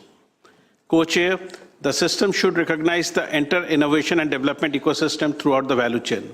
India also highlights the need for strict traceability, transparency, and biosafety and biosecurity safeguards. Appropriate user registration and identification mechanisms should be incorporated in the system to ensure accountability while not hindering the legitimate scientific collaborations. Co-Chair, India remains committed to engage constructively with all delegations to narrow differences and advance convergence. We believe that through continued dialogue and cooperation, the IGWG can deliver a balanced and implementable PABS framework that reflects the interests and concerns of all member states. India looks forward to make the heart beat through greening of the IGWG annex, but at the same time being mindful not to have any congenital defects, and should assist the Article 12 of Pandemic Agreement to bloom. Thank you, Co-Chair. Thank you so much for your words, India. Much appreciated. Now I'm going to pass to Uganda, followed by the Philippines. Thank you very much, Co-Chair. Uganda aligns with the comments, aligns its comments with the statement made for the Africa Group by Burkina Faso. Uganda thanks the Bureau and the IGWG membership for considering Namibia's friendly proposal to amend the agenda as it stands. We'll have a few comments, but we'll start with an African proverb that says, a wise man never knows everything, only fools know everything. So our comments are made from a wise point of view. We make a comment that indeed the Bureau text is not middle ground. Firstly, all participants shall be subject to legally standardized contracts prior to accessing PABS materials and sequence information. First, that is important. Secondly, paragraph 1b on page 1 of the IGWG 5 on-screen text is a valuable provision for Uganda as it aligns with Article 12, paragraph 5, Roman numeral 2d. Thirdly, we do not understand the postponement of the detailed provisions of the PABS advisory group to the resolution, as there was a tendency towards convergence in the member state discussions of IGWG 4 resumed IGWG 5. Co-chairs and the August membership of the IGWG, Uganda's position is simply that valuable negotiation time may be spent on reinserting preferred text into the Bureau's proposed PABS annex text. For us, this is not a good use of valuable negotiation time. We seek to engage in IGWG 6 with objectivity and with the aim of drafting a PABS annex that is based on the principles of equity and solidarity. We'd like to end with a Chinese proverb The first thing to do is to start. The second is to continue. May we please continue the IGWG 5 text? Thank you very much. Thank you so, very much, Uganda, and completely noted on obviously echoing the points that we heard earlier in this session, and obviously a number of very specific, helpful points that we'll come to during the week, including on governance under the leadership of, thanks to Ambassador Dlamini for all his work on that. Thank you, Uganda. Philippines, please, followed by Nepal. Thank you, Co-Chair. The Philippines aligns itself with the statement delivered by Indonesia on behalf of the Group for Equity, and thanks the Bureau for the draft text for our discussions. We remain steadfast in our commitment to finalizing a PABS annex that is not merely an aspirational document, but a functional instrument of equity. We wish to emphasize that substantial strengthening of the current text mentioned in the GFE statement is a technical and moral necessity for this negotiation. We must ensure that the PABS Annex operationalizes the obligation to enhance the availability of pandemic-related health technologies on a non-exclusive, transparent, accountable, and broad geographic basis. Equity cannot be an afterthought. The level of benefit-sharing obligations must be equivalent to the level of access granted to pathogens and data. The success of the PABS cannot be measured by the enforceability of benefit-sharing commitments. Further, we emphasize the need for legal certainty regarding contractual instruments. The Philippines maintains that a legally binding WHO PABS contract is the only way to ensure that commercial entities utilizing the PABS systems are held accountable and operate with full transparency. Co-chairs, multilateralism must change the status quo, not preserve it. While we recognize the pressure of our timeline, we cannot allow the urgency of the moment to result in diluted commitments or a weak system design. The Philippines is ready to do the necessary work to build a PABS system that the world, together as one, can trust, use, and sustain. Thank you, co-chairs. Thank you so much, Philippines, and a reminder on the sort of equity and the heart of so much of what we're doing, which of course is, I know, echoed by everybody around this room. Thank you. Nepal, please, followed by Ghana, with continued thanks to the patience of our relevant stakeholders who we welcome to. Thank you. Thank you, co-chairs. We are at a consequential stage in negotiations. Almost 4 years of the collective work is at stake. At the outset, Nepal would like to appreciate the leadership and work of the Bureau on the process. We understand that not all sides may be enthusiastic about the Bureau's text proposals. For example, Nepal has its own concern regarding the text. But such is the nature of intergovernmental negotiations, where various countries have diverse positions. To find a convergence among such diverse calls is a challenging task. And my delegation thanks the Bureau for shouldering this thankless responsibility. Equally, it is incumbent upon all IGWG members to work and engage on the text proposals to produce a substantive outcome. Nepal aligns with the statements delivered by Indonesia and Bangladesh on behalf of the Group for Equity and Southeast Asia region, respectively. Further, allow me to make following points on our national capacity. A key concern is that benefit-sharing obligations remain insufficiently unpacked. While state parties face stringent obligations on pathogen access and sequence information. Moreover, the agreed text should also not foreclose further ambition. Another issue is that the WHO recognized sequence databases, they lack adequate traceability and safeguards. Appropriate user registration and meaningful regulation of onward transfer are essential. The current self-referential provision on onward sharing must also be corrected. Further, the benefit sharing framework under Articles 12.7 and 12.8 of the Pandemic Agreement, they have not been adequately translated into the PABS text. The Pandemic Agreement sets the fundamental elements, while mandating the PABS Annex to unpack in detail those provisions, including through contractual instruments. In sum, we need a PABS system that delivers on public health and equity, provides legal certainty, sufficient for signature and ratification, and preserves space for ambition. An agreement that leaves inequity intact is not a solution, it is a delay. We have delayed long enough, and how we reckon with that will be our response to the test that multilateralism now faces. Thank you, co-chairs. Thanks so much, Nepal. You've raised a number of the important points we'll go through this week, and thank you for your commitment to all the discussions to find that substantive outcome, as you put it. Ghana, please, followed by Colombia. Thank you, Chair. Ghana aligns with the statement delivered on behalf of the African Group. My delegation recognizes the energy, expertise, dedication, and tenacity brought to the drafting and negotiation of the PABS Annex by all distinguished delegations, the Bureau, and the Secretariat during the past sessions. Our pursuit as Ghana for its equity, and that passion is unflinching. Our concern as Ghana is to ensure that there are legal guarantees that vaccines, therapeutics, and diagnostics, and all pandemic-related products manufactured will be available to our populations as benefit sharing and in clear terms. We reiterate the call by all distinguished delegations for accountability and operationalization of all equity elements to ensure that our PABS Annex is fit for purpose. Let us proceed in trust and in good faith. Long live the pandemic agreement and the Annex. Let us keep hope alive. Thank you so much, Ghana, for that. The optimism, the hope, I think, that was said earlier by the Dominican Republic, whilst recognising the issues we absolutely need to resolve. So thank you so much, Ghana. Colombia, please, followed by Lesotho. Gracias. Thank you, Co-Chair.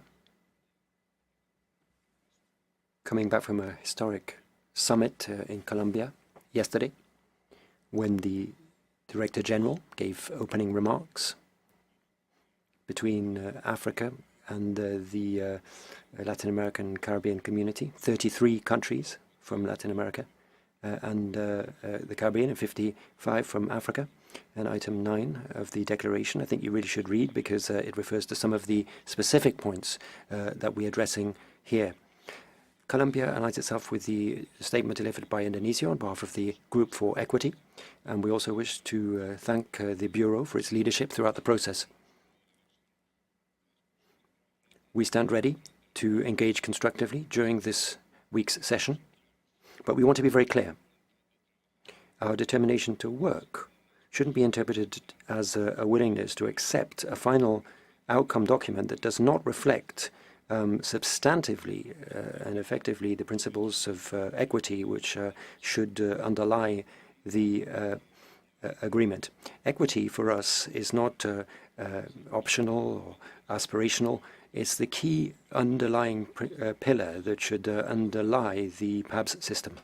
And therefore we reiterate the need for the annex to contain clear, binding and operational provisions ensuring a fair and equitable distribution of monetary and non-monetary benefits with a view to strengthening real capacities for preparedness and response to pandemics.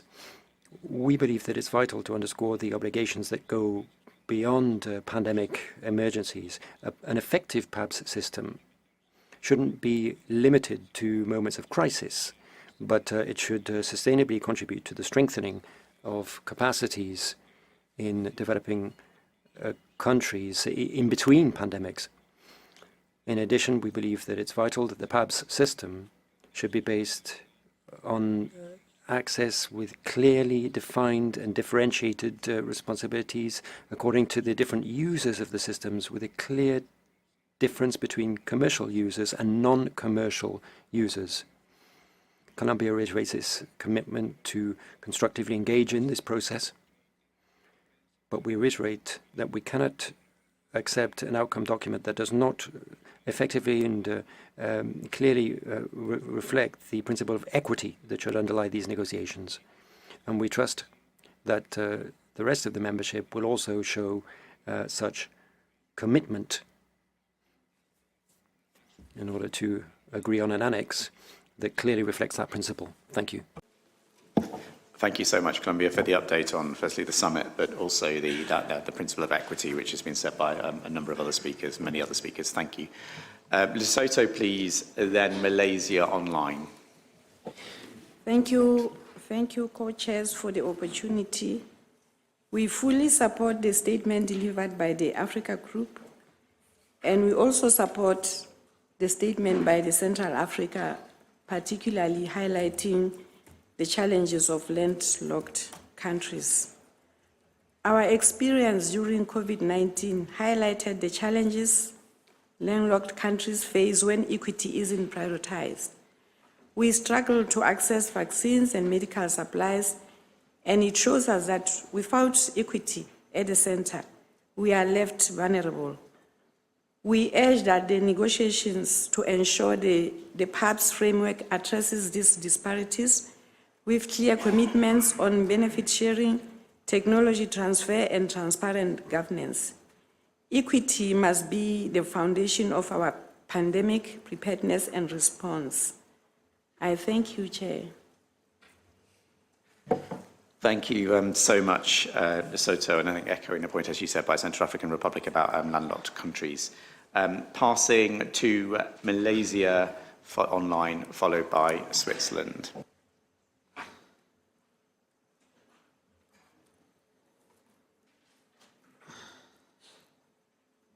Dear Co-Chair, distinguished delegates, Malaysia wishes to express its appreciation for the continued efforts under the Intergovernmental Working Group in advancing the annex on the pathogen access and benefit sharing systems under Article 12 of the WHO Pandemic Agreement. The PABS systems represent a critical implementation instrument aimed at establishing a multilateral mechanism to facilitate the timely sharing of materials from pathogens with pandemic potential, as well as genetic sequence information. This must be balanced with fair and equitable benefit sharing, including access to VTDs, technology transfers, and both financial and non-financial contributions. We take notes of the draft PABS Annex as proposed by the Bureau. While this reflects significant progress, we recognize that there remains an important window for further negotiation before finalizations. In this regard, we emphasize that the PABS Annex should remain firmly grounded in its core principles and pillars, particularly ensuring equity, fairness, and equal footing among member states.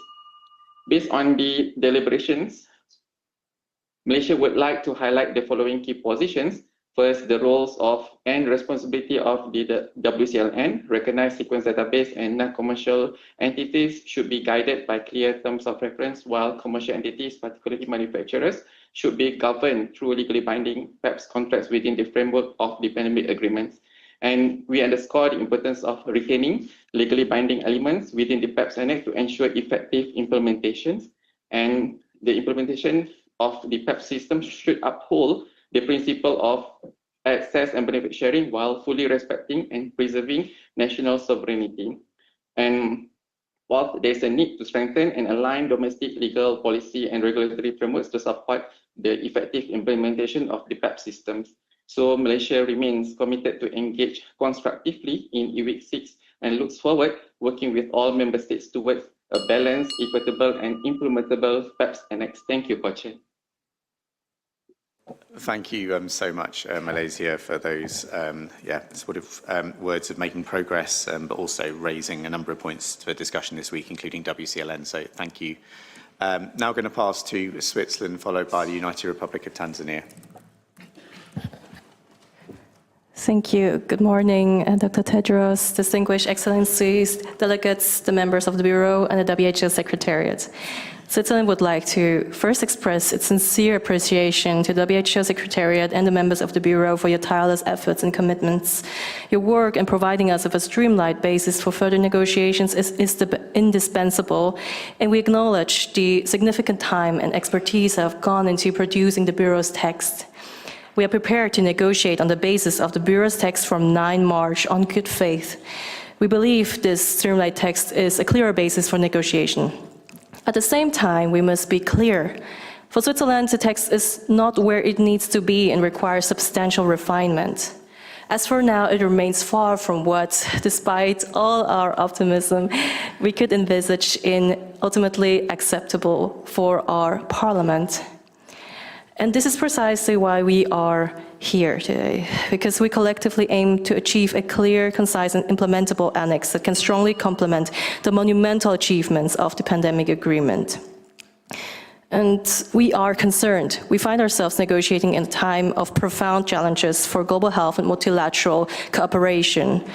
Precisely for this reason, the world urgently needs a final pandemic agreement, one capable of delivering a strong, credible basis for enhanced PPPR. We, therefore, would really try to engage strongly to have a final text that could be submitted to the WHA 79 and could be adopted by the WHA to be open for signature. In particular here, we encourage delegations with core interests to take on more informal meetings, to listen to each other carefully and to strive to understand each other's perspectives. This will require trust, it will require a lot of political will, and it will require also a sober sense of realism. What must this legally binding agreement contain to fulfill its purpose? And what elements could instead be developed through technical work once the agreement is open for signature? We also urge the Bureau to assume a strong and proactive facilitating role at this stage. Your drafting efforts have been immense, and we thank you sincerely for them. What we now need is facilitation that helps us identify areas where convergence is emerging, reflects creatively on how solutions can be drafted, and clarifies where agreement cannot be realistically be reached by March 28. Let us recall that the pandemic agreement is the foundation and framework for this annex. It's also the basis for the operationalization of Article 12, an operationalization that must be fair, transparent, accountable, and equitable. For Switzerland, public health remains a guiding compass in our position, our engagement. Switzerland stands ready to work constructively and intensively to determine how Article 12 can be made operational in a way that is fit for purpose and one that strengthens global public health and delivers real, tangible results. We thank you. Thank you very much, Switzerland. Palestine followed by Norway. Merci, bonjour tout le monde. Thank you very much. Palestine would like to thank the Bureau for the work that's been done, and we commend the commitment of all the countries to this process. We would just like to remind you of what we've been doing over the last 4 years since COVID-19 was declared. We all agree on one point, that we need to put aside our differences and focus a lot more on health and ensuring that there is safety for humanity, and that we should not leave anyone behind in any situation. We also should remind ourselves of where we come from and where we are going together, because this is an issue which impacts everyone. In terms of equity, we need to help each other. Viruses don't need a visa to cross borders. They don't need a permit.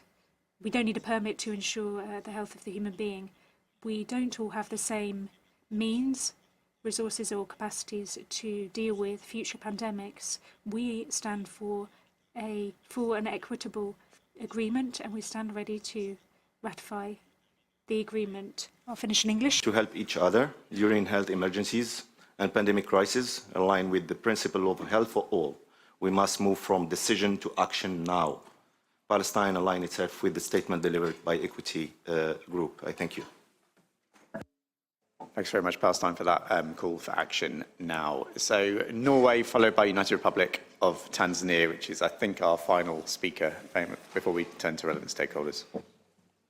Thanks a lot, Co-Chair, and a big thank you to both the Bureau and to the Secretariat for all the very hard work that you've put down in getting us to where we are now. Still, we agree that there's a lot of work that remains to get to language that member states can consent to and that can deliver in practice what we're all expecting from it. We stand ready to contribute in any way we can towards that, and we want an annex that is centered on public health and that delivers on equity. And we are prepared for a very long week with a lot of work, actively looking for solutions that can help in clarifying the obligations and the expectations on member states derived from the annex, and also to make sure that we give the WHO Secretariat a mandate that is as clear and good as possible for their negotiations with private entities to ensure that we get as much equity as possible out of these contracts. Again, it's going to be a long week and a lot of work, but we're ready to use that time to actively look for solutions to get this text to where it needs to be so that it can be implemented again in a way focused on centered health, public health, delivering on equity. Thank you. Thanks so much, Norway, for repeating what others have said on equity about this actively looking for solutions. That's what we're all doing in this room this week, this long week, as you put it, and also the importance of clarity, which echoes what many others have said. So, final IGWG member intervention, please, to United Republic of Tanzania. Thank you very much, Chair.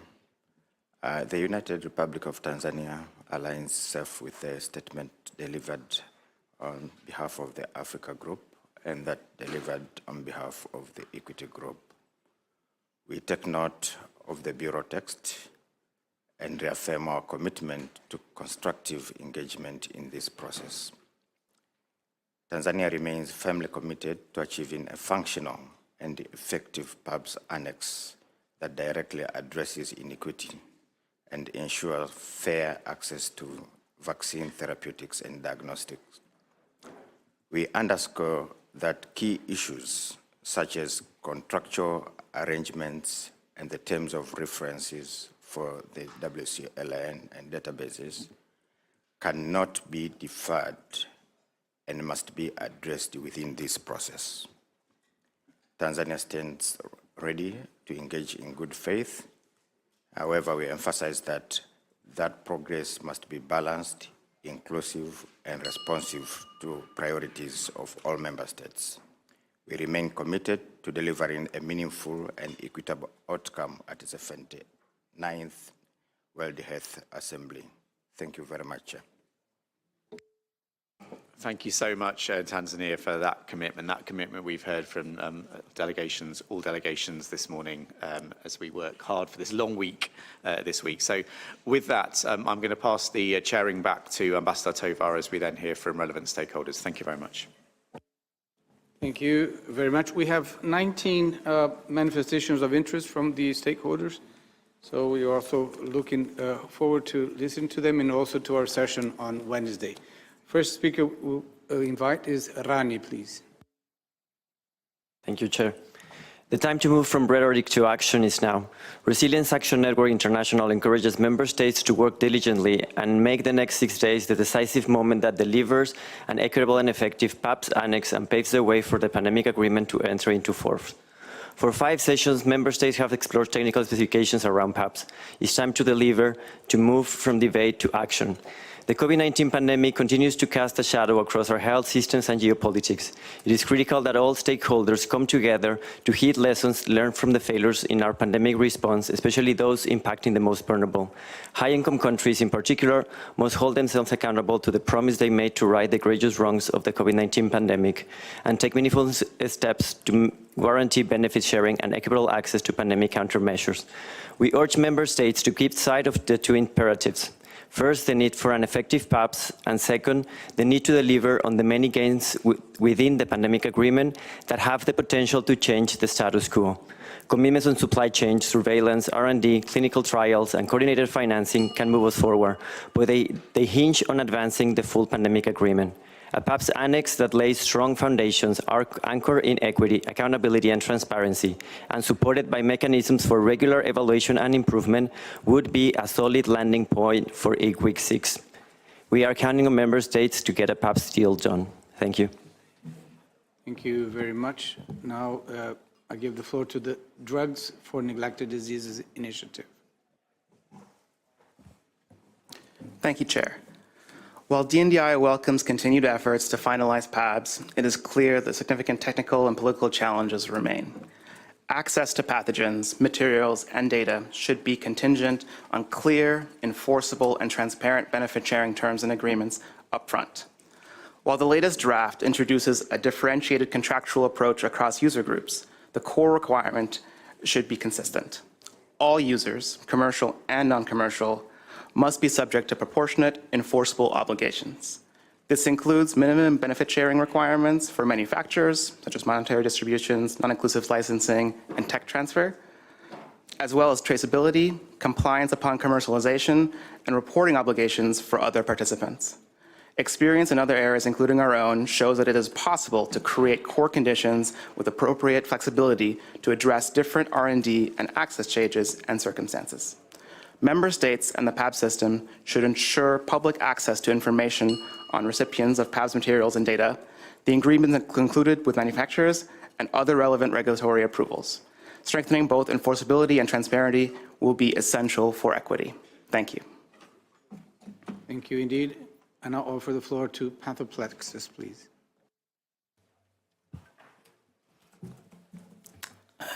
A PABS system must adapt to a world where the generation of sequence data is no longer rocket science. Portable sequencers, smaller than mobile phones, allow data generation anywhere, often bypassing formal public health networks.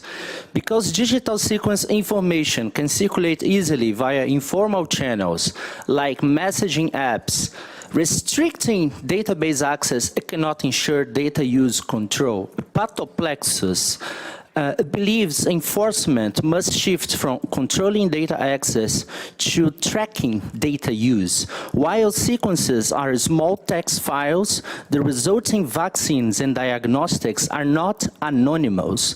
They are brought to market by named companies. We propose that during regulatory approvals, manufacturers must disclose sequence sources using interoperable, unique, persistent identifiers. Non-compliance should result in penalties or denied market access to ensure true accountability.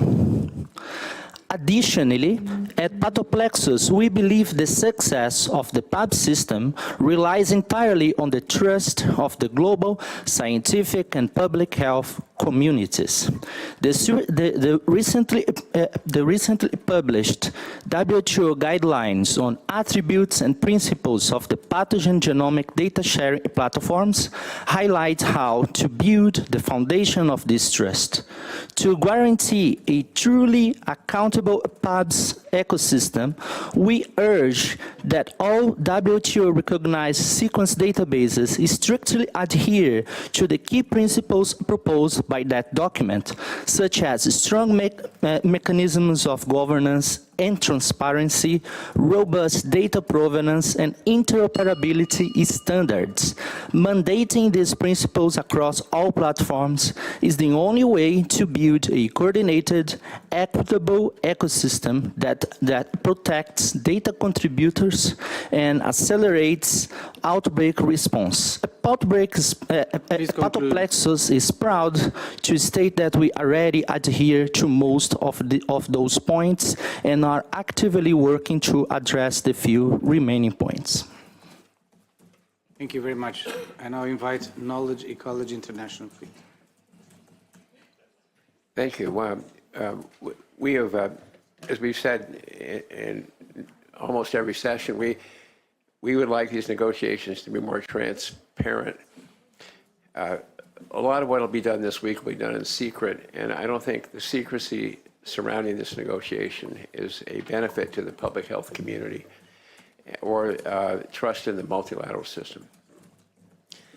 On the text that's before you, if you look at the March 19th Bureau text on, it provides a database model of provenance rather than a system of tracking users. And it does a good job, I think, of the traceability of the data, but it stops short of requiring users of the data to be verified or even known. The registration in Article 69, set out the approach in Article 69 of the European Health Database Regulation for secondary use of health data, I think is appropriate for digital sequence information. The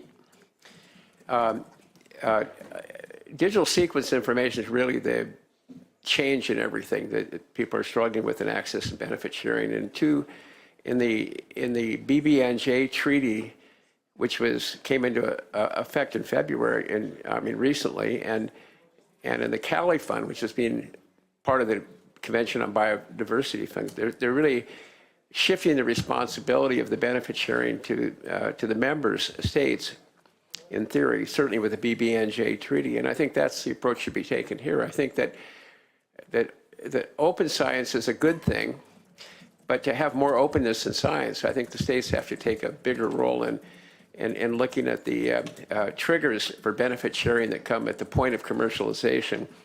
And I think at the point of registration of products, those are really where you should be headed. Thank you. Thank you very much. Medicines, Law and Policy, please. Good morning, co-chairs, delegates. Thank you for the opportunity to say a few words. As you enter the what should be the final stages of the negotiations of the PABS system before the World Health Assembly in May, it is clear that that's not going to be easy as far as we can see from the documents shared and including the discussions so far today. But against the backdrop of wars, growing disregard for international law and other pressures on the multilateral system, the need for multilateral success is great. But I would like to stress that multilateralism will only succeed if it delivers meaningfully and ensures equity in access to products and the technologies needed to produce them. And last but not least, I would like to support the comments that Knowledge Ecology International made with regard to the need for greater transparency. I truly believe that your work would have benefited from greater transparency and participation for others, and perhaps moving forward you could take that into account. With that, I wish you a very successful meeting and I look forward to the outcome. Thank you very much. And I invite Gavi, please. Thank you, Co-Chair. Gavi wishes to commend the Bureau and the member states for their tireless efforts to finalize the PABS annex ahead of the World Health Assembly. Achieving consensus at this stage is essential to realize the promise of the pandemic agreement to deliver equitable, timely access to vaccines, therapeutics, and diagnostics during and between health emergencies. Finalizing the negotiations is also critical to advance the implementation of core mechanisms under the pandemic agreement, notably the coordinating financial mechanism and the global supply chain and logistics network. These next steps should help advance the ongoing reform of the global health architecture by upholding clear and focused mandates that strengthen collaboration, coherence, and complementarity. Gavi stands ready to fully support member states in the way forward, drawing on our work as an alliance and our commitment to a more streamlined and effective global health architecture. Thank you. Thank you very much. I now invite IFPM8. Thank you. The innovative biopharmaceutical industry is a critical partner in pandemic preparedness and response through sustained investment in R&D, surveillance, manufacturing capacity, and partnerships that have proven critical in past health emergencies. We have a track record of proactively responding to both pandemic emergencies and fakes, and have proactively put forward commitments for both pandemic and interpandemic times in our IFPMA Equitable Access Statement. In this context, we recognize that the well-designed PABS system should advance global health security by facilitating rapid pathogen sharing and enabling effective response. We encourage IGWG to preserve the balance secured in the pandemic agreement, in particular with regards to the set-aside and focus on operationalizing it through a workable PABS. At the same time, some of the proposals under discussion risk moving in the opposite direction. As currently proposed, the PABS Annex introduces overlapping and potentially conflicting obligations that could disincentivize research and slow innovation. Increased rigidity and complexity do not reflect the operational reality companies face and may undermine the agility required in a crisis. Predictability remains a central concern. Companies need clear science-based definitions of scope that should focus on pandemic emergencies.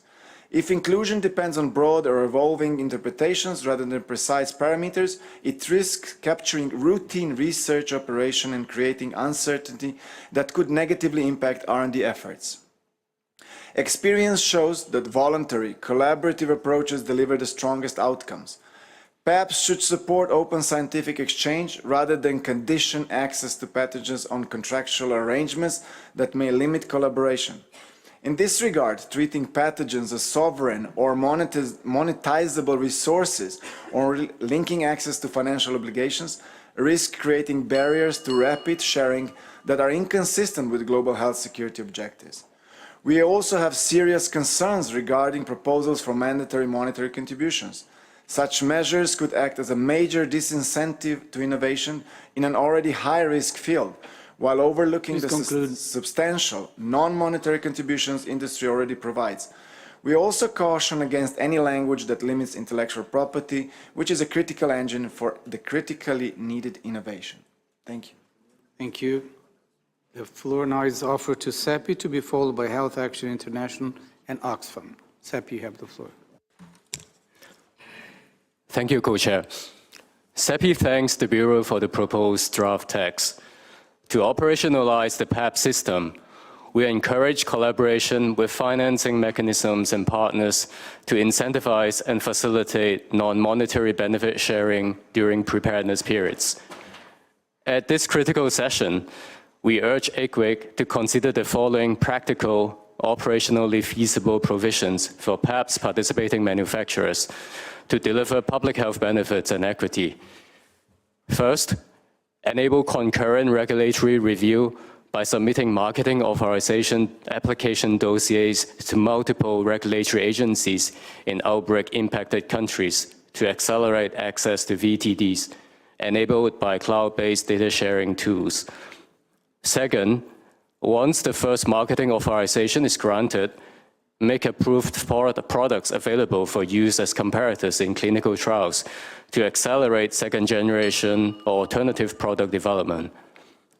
Third, during a FAQ, the marketing authorization holder should review and submit emerging data where evidence supports regulatory decisions that can enable broader access to VTDs.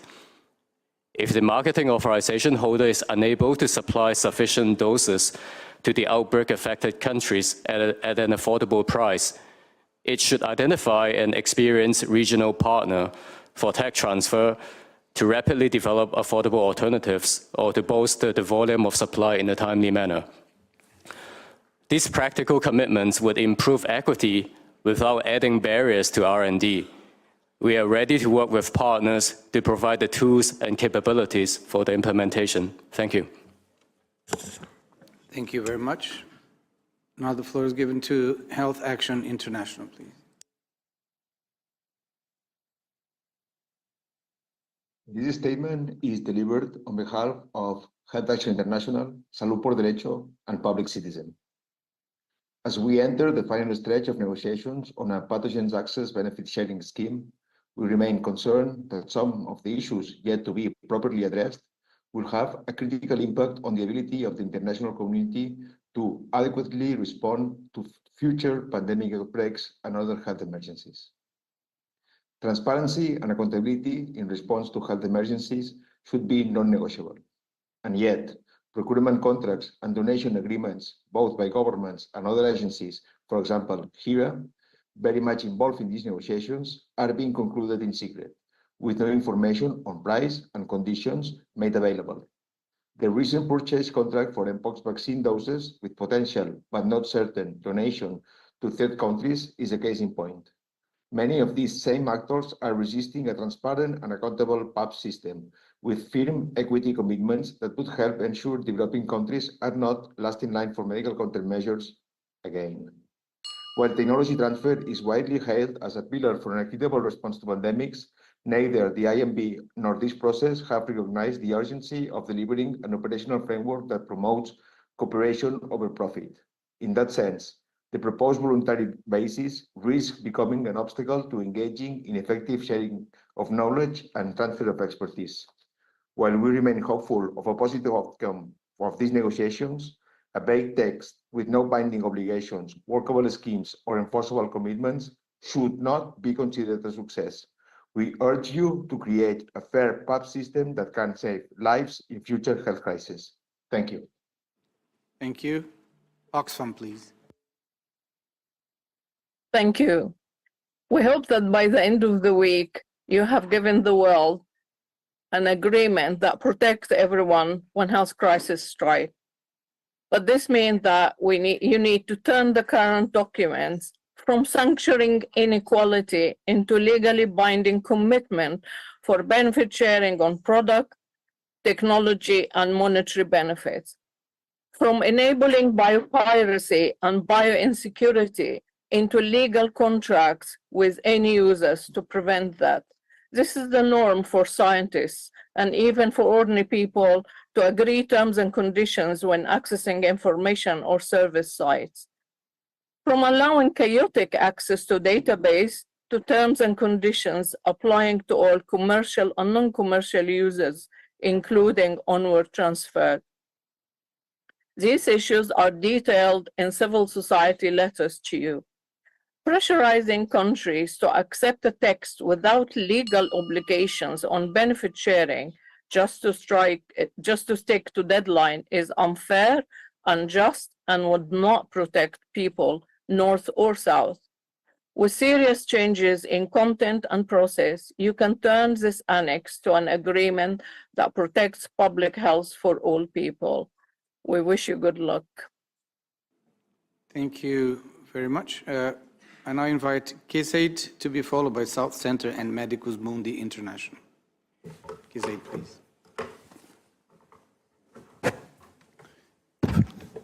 Dr. Tedros, ladies and gentlemen, 20 years ago, member states played a decisive role in defining the modalities that led to the Gizaid sharing mechanism, where access to data requires user identity and contributors' rights to the genomic data remain untouched, just like biological samples. The preference to share through the Gizaid model was reaffirmed after the COVID-19 emerged in all economic settings among 2,200 countries and territories. And even among the 27 EU member states, the average nation shares about 90% of its genetic sequence data exclusively via Gizaid, accessible to almost 100,000 registered users. It is thus not the robust data sharing that needs fixing, but the inequality that needs corrective measures, which arose by leaving behind those that are rightfully calling for a meaningful recognition for their contributions. While Gizaid is keen to continue supporting WHO surveillance activities such as GISRIS and other international organizations, the Gizaid mechanism dictates the exclusive commitment to member states and its contributors to protect their interest in the data they share. Gizaid's model allows submitters to control the rights to their data and specifically to monitor how their data is being accessed. Gizaid is thus accountable to those member states and their individual laws, and it cannot, by its own legally binding terms, simply submit itself to a new framework. Gizaid stands ready to help member states by affording them genuine accountability, as Gizaid always stood for equity, fairness, and benefit sharing. Thank you. Thank you very much. South Center, please.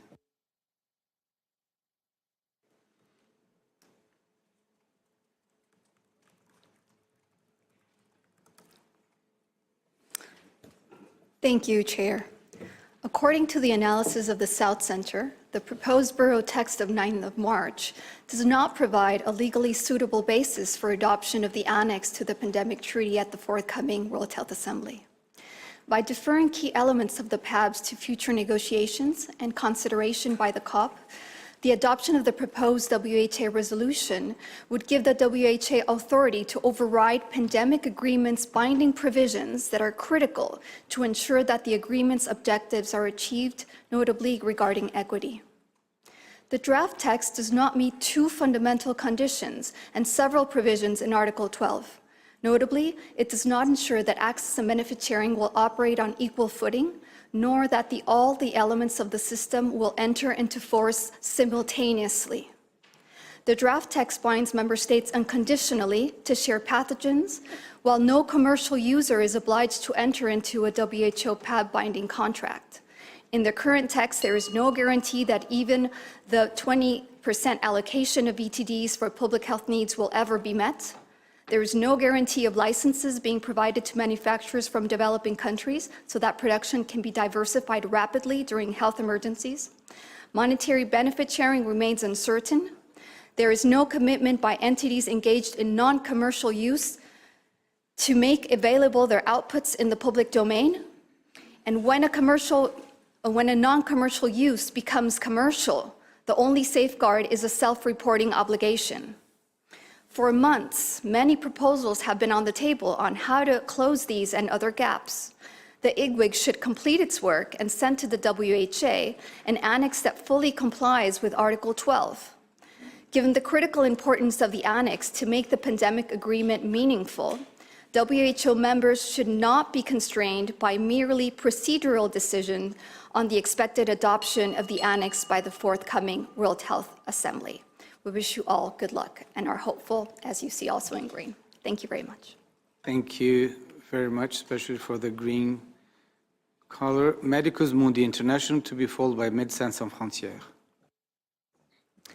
Thank you, Chair. With the start of the last negotiating round, we are concerned that the text contains no requirement for all users of the PABS system to register to access pathogens and data, to sign legally binding benefit-sharing contracts upon accessing pathogens, to clearly define the applicable terms and conditions governing onward sharing, to commit to benefit-sharing mechanisms that expand supply of VTDs, both in general, with licenses that support geographically diversified manufacturing, and also during outbreaks and public health emergencies of international concerns, via specified volumes shared with WHO through donations and affordable pricing. Without addressing these loopholes, the PABS Annex risks setting precedents that will hollow out access and benefit-sharing principles in this forum and elsewhere. Thank you. Thank you. And I invite Médecins Sans Frontières to be followed by Third World Network. Thank you, Co-Chair. As a medical organization reliant on timely access to medical tools in health emergencies and humanitarian settings, Médecins Sans Frontières has witnessed how global solidarity has failed to ensure equitable access. MSF is concerned that current negotiations may not deliver a meaningful multilateral PABS system that guarantees fair access to pandemic vaccines, diagnostics and treatments for countries and populations most in need. At this critical moment of negotiation, we reiterate our position and urge negotiators to endorse a PABS system with enforceable benefit-sharing obligations agreed before system access, including non-inclusive licensing, technology transfer, secure WHO coordinated stockpiling, and health needs-based allocations, including in humanitarian settings, and strong transparency requirements. IGWG 6 meeting should define these contractual arrangements. The world cannot afford another failure of global solidarity. Thank you. Thank you. Third World Network, please. Thank you, Chair. We acknowledge the Bureau's efforts in developing the draft text proposal.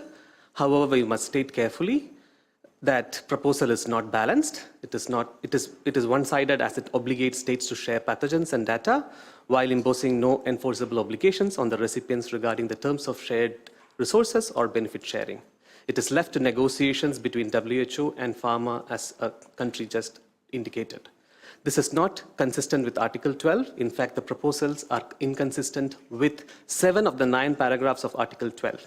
The draft violates equal footing principle, Article 12.1, fails to ensure traceability and accountable access, Article 12.3, by enabling anonymous access and use without binding condition. It runs counter to the objectives of Convention on Biological Diversity and Nagoya Protocol, hence inconsistent with Article 12.4. It further lacks legal certainty, therefore inconsistent with Article 12.5. Risk undermining benefit-sharing commitments under Article 12.6 by relying on WHO's open-ended bilateral negotiations with manufacturers, hence violative of Article 12.6. Critically, it's not operationalizing benefit-sharing provisions required under Articles 12.7 and 12.8. The draft entrenches existing shortcomings in WHO coordinated systems, normalizing anonymous access, weak traceability, and limited accountability, thereby facilitating biopiracy and increasing biosecurity risk. We draw attention to a letter signed by over 100 civil society organizations urging WHO to uphold international ABS norms in its practices of pathogen and data sharing and ensure PABS negotiations provide equitable outcomes. Multilateralism cannot be used to legitimize an unequal system and compel compromises on developing countries. Let's be clear, the current model is not neutral. It enables resource extraction from developing countries, captures value elsewhere, and benefits are not certain, if not absent. This is not equity, this is not global public good, this is extraction, biocolonialism. We believe WHO will not end up upholding such a model. Thank you, Chair.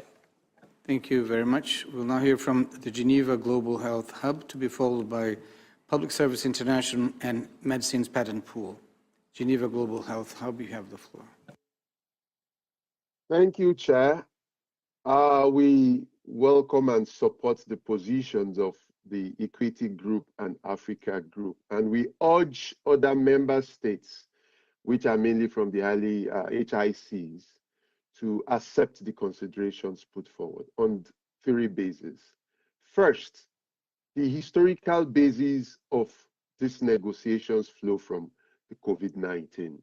And as terrible as the COVID-19 experience was, we might have dodged a bullet. Every pandemic, every health emergency is a different animal. And not enabling equity now puts the whole world at risk. As Palestine pointed out, there are no borders to pathogens. Secondly, is the fact that, in our view, it is not primarily the people in the countries standing against the Global South position that stand to benefit. It's more of the corporations and the billionaire class. It's the sort of people that include the 40 new pharma billionaires that emerged from the COVID-19 pandemic. And lastly, we realize consensus is of utmost importance, but it must not be a sword of Damocles on equity. It must not be a sword of Damocles on the will of the majority. The bureau must not be to the member states in this IGWG what, as Fela put it, the UN Security Council is to hunger, where one veto vote is equal to 92 or more. At the heart of this debate is a struggle for a multilateralism which has decolonization of global health at its heart. And we do urge that rather than either step this aside or foist a consensus that is at best complicated, that this should be put to vote and the position of the majority upheld. Thank you. Thank you. Public Services International, please. Gracias, señor presidente. Thank you, Co-Chair. Public Service International is a global trade union federation representing more than 15 million workers around the world. We're not, what we are discussing today is that we're discussing this issue of access and benefit sharing, and states are concerned, otherwise a TRIPS waiver would apply without delay during pandemics. We're not talking about extracting data. We're talking about avoiding the monopolization and the domination of a public health info. That's why we shouldn't stop states signing an agreement that would institutionalize exchange without mechanisms preventing the privatization of that data. PABS databases must have mandatory characteristics like the registration of users, agreements for access to data, unique IDs, and transparent and legally binding mechanisms for the sharing of this data. And otherwise, corporations' needs would go in front of the needs of patients and public health system users, and that would undermine the work of this body, which is supposed to guarantee the health of people and health workers. And this would suggest that some lives are worth more than others. Countries should help promote a PABS system that enshrines predictability, equity, and legal certainty, and solidarity among countries. A fair and equitable PABS system can save lives. We're not discussing technicalities here. That's a political decision. We shouldn't use multilateralism as a pretext for legalizing extractivism of data and avoidable deaths. Thank you, Chair. Medicines patent pool, please. Thank you, Chair. Non-exclusive licensing and technology transfer under Article 12.8 of the PABS Annex are essential to achieve equitable objectives of the pandemic agreement. Preparing the future health emergencies requires building capabilities now so that this mechanism deliver effectively during pandemics. This requires sustained investment in technical, regulatory and manufacturing capacity to operationalize licensing and technology transfer. We wish to highlight that proven and operational mechanisms are already in place to support these objectives. The mRNA technology transfer program, led by World Health Organizations and Medicines Patent Pool (MPP), based on multilateral technology transfer mechanism and comprised of a network of 16 manufacturers, is contributing to building manufacturing capacity for pandemic medical countermeasures in 15 countries across Africa, Asia, Europe and Latin America. Similarly, for non-exclusive licensing, the established MPP mechanism accelerates access to WHO-recommended products, improves affordability and supports regional manufacturing, having facilitated the delivery of more than 52 billion doses of health products across 148 countries, preventing almost 2 million deaths and saving $2.3 billion. Referencing this established a proven multilateral mechanism in Article 12.8 would not only ensure accountability to member states, but also enable timely and effective implementation, thus strengthening overall operability of the PABS Annex. Thank you, and we wish you good luck with negotiations. Thank you very much. So we will now hear from the Independent Panel for Pandemic Preparedness and Response as our last speaker that we can accommodate before we revert to a closed session. Thank you, Co-Chair. Excellencies and colleagues, 5 years ago, political leaders called for a pandemic treaty grounded in solidarity, fairness, transparency, inclusiveness, and equity.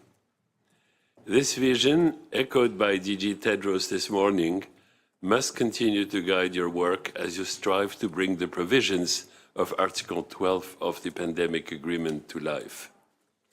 The Article 12 provision on the agreed 20% target for provision of vaccines, diagnostics and treatments is a floor, not a ceiling.